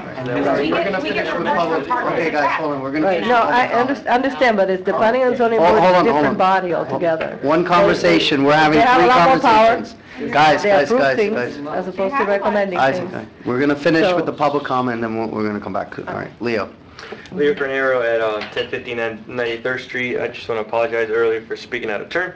But in this issue here, is there anybody from Planning and Zoning even here? No. I mean, I'm in Parks and Rec, and I'm here talking to you about planning and zoning. And the reason I'm here because I didn't know there was a vacancy, and I just happened to look and saw there was a vacancy, and I sent an application to Marlene, and I just passed my GC license exam like a month ago, and I was like, man, and I can't even be part of it, and I'm here every meeting, so that they should be here because this is important. Okay, couple things. About more modern architecture, I understand that people have their opinions in terms of coverage. I understand that there should be a code. And then I think that the gist that everybody kind of agrees on, and just whatever's being built, there needs to be more greenery, right? And like phase off the empty space. We also got to be careful and kind of just regular, these people dream homes.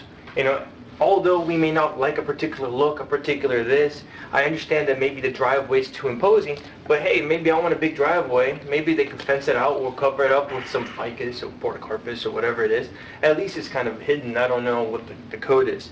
But just keeping that in mind when we bring it up to discussion, that these are people's homes. And tastes are always changing. The houses that were built here like 30 years ago are different than the houses being built now. And you can't say, hey, you can't, I'm 34, I forgot how old I was.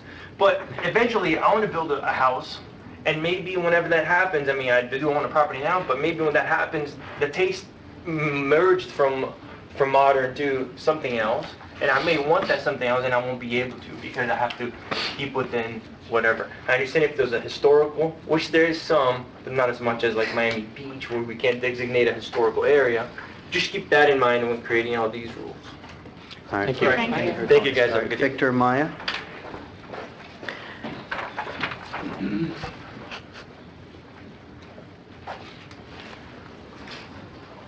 Every single one of these projects goes, oh yes, come on, Ron.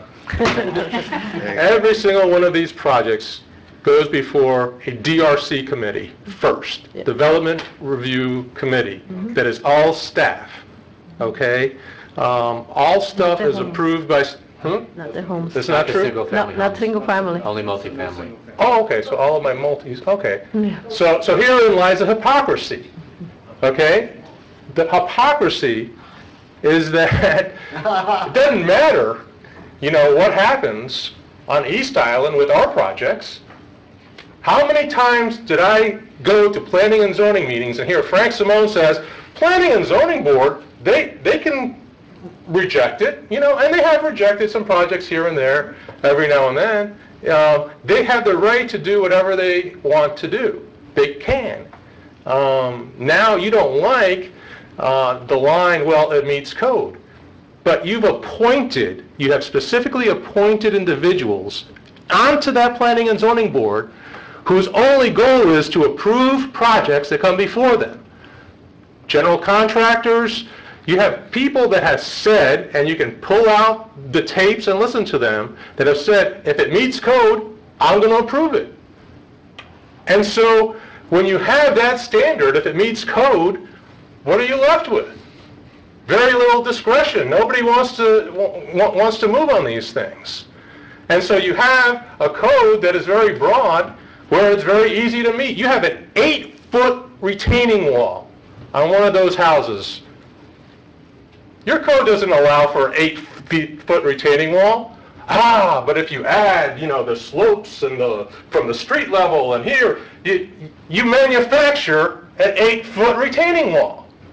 You reap what you sow, and you have individuals on here that their only goal has been, and they take their lead from you guys, is to approve projects. Approve projects, move forward, and that's what they're doing. You reap what you sow. Put people on that board that are really architects, that are designers. Don't put people on the board whose only goal it is to move things along, to represent developers. Thank you. Francis Newhut. I have a quick question. So at what stage does a single-family home get its objective criteria vetted? The town. It's reviewed in the building department, it's reviewed by the town planner. But there is, so there is some kind of a staff Yeah, but there's no review. DRC review. It's like no a formal meeting. DRC review. There's no formal. Yeah, Yeah, 'cause it's it would not have the to- same people who review it either, so it's a different Francis review process. Newhart, 9920 West Broadview Drive. I'm sorry, but she was actually speaking. She's finished. I'm done. Okay. First of all, Mr. Miller, he is in charge of the only, not the DRC, just Miller, and we get the white papers, because I go to all the planning and zoning meetings. He is the one correct? Correct me if I'm wrong, that actually gives to the Planning and Zoning Board, approved by him, these houses. January 19th, 2016, there was, from the vice chairman, he was begging for a discussion regarding amending the code to regulate the lot coverage for the single-family residential homes. This never came to you. You never discussed it. Last week, somebody wanted to put, we have 10-foot setbacks in the front. They wanted 7. Well, on his reports, if it's approved by P&Z, why not? But you're saying that when it goes to P&Z or to the Mr. Miller, they have to follow this because it's in code. They're begging you to give a limitation on the parking lifts. Just last week, somebody's having 4 car lifts in the commercial district. Has anyone seen the reports? Has anyone put on the agenda for us to discuss the regulation of lifts with the P&Z? Yes, I did. Oh, you have? It'll be Okay. next month. Okay. The bottom line to all this is the responsibility of what's out on the field.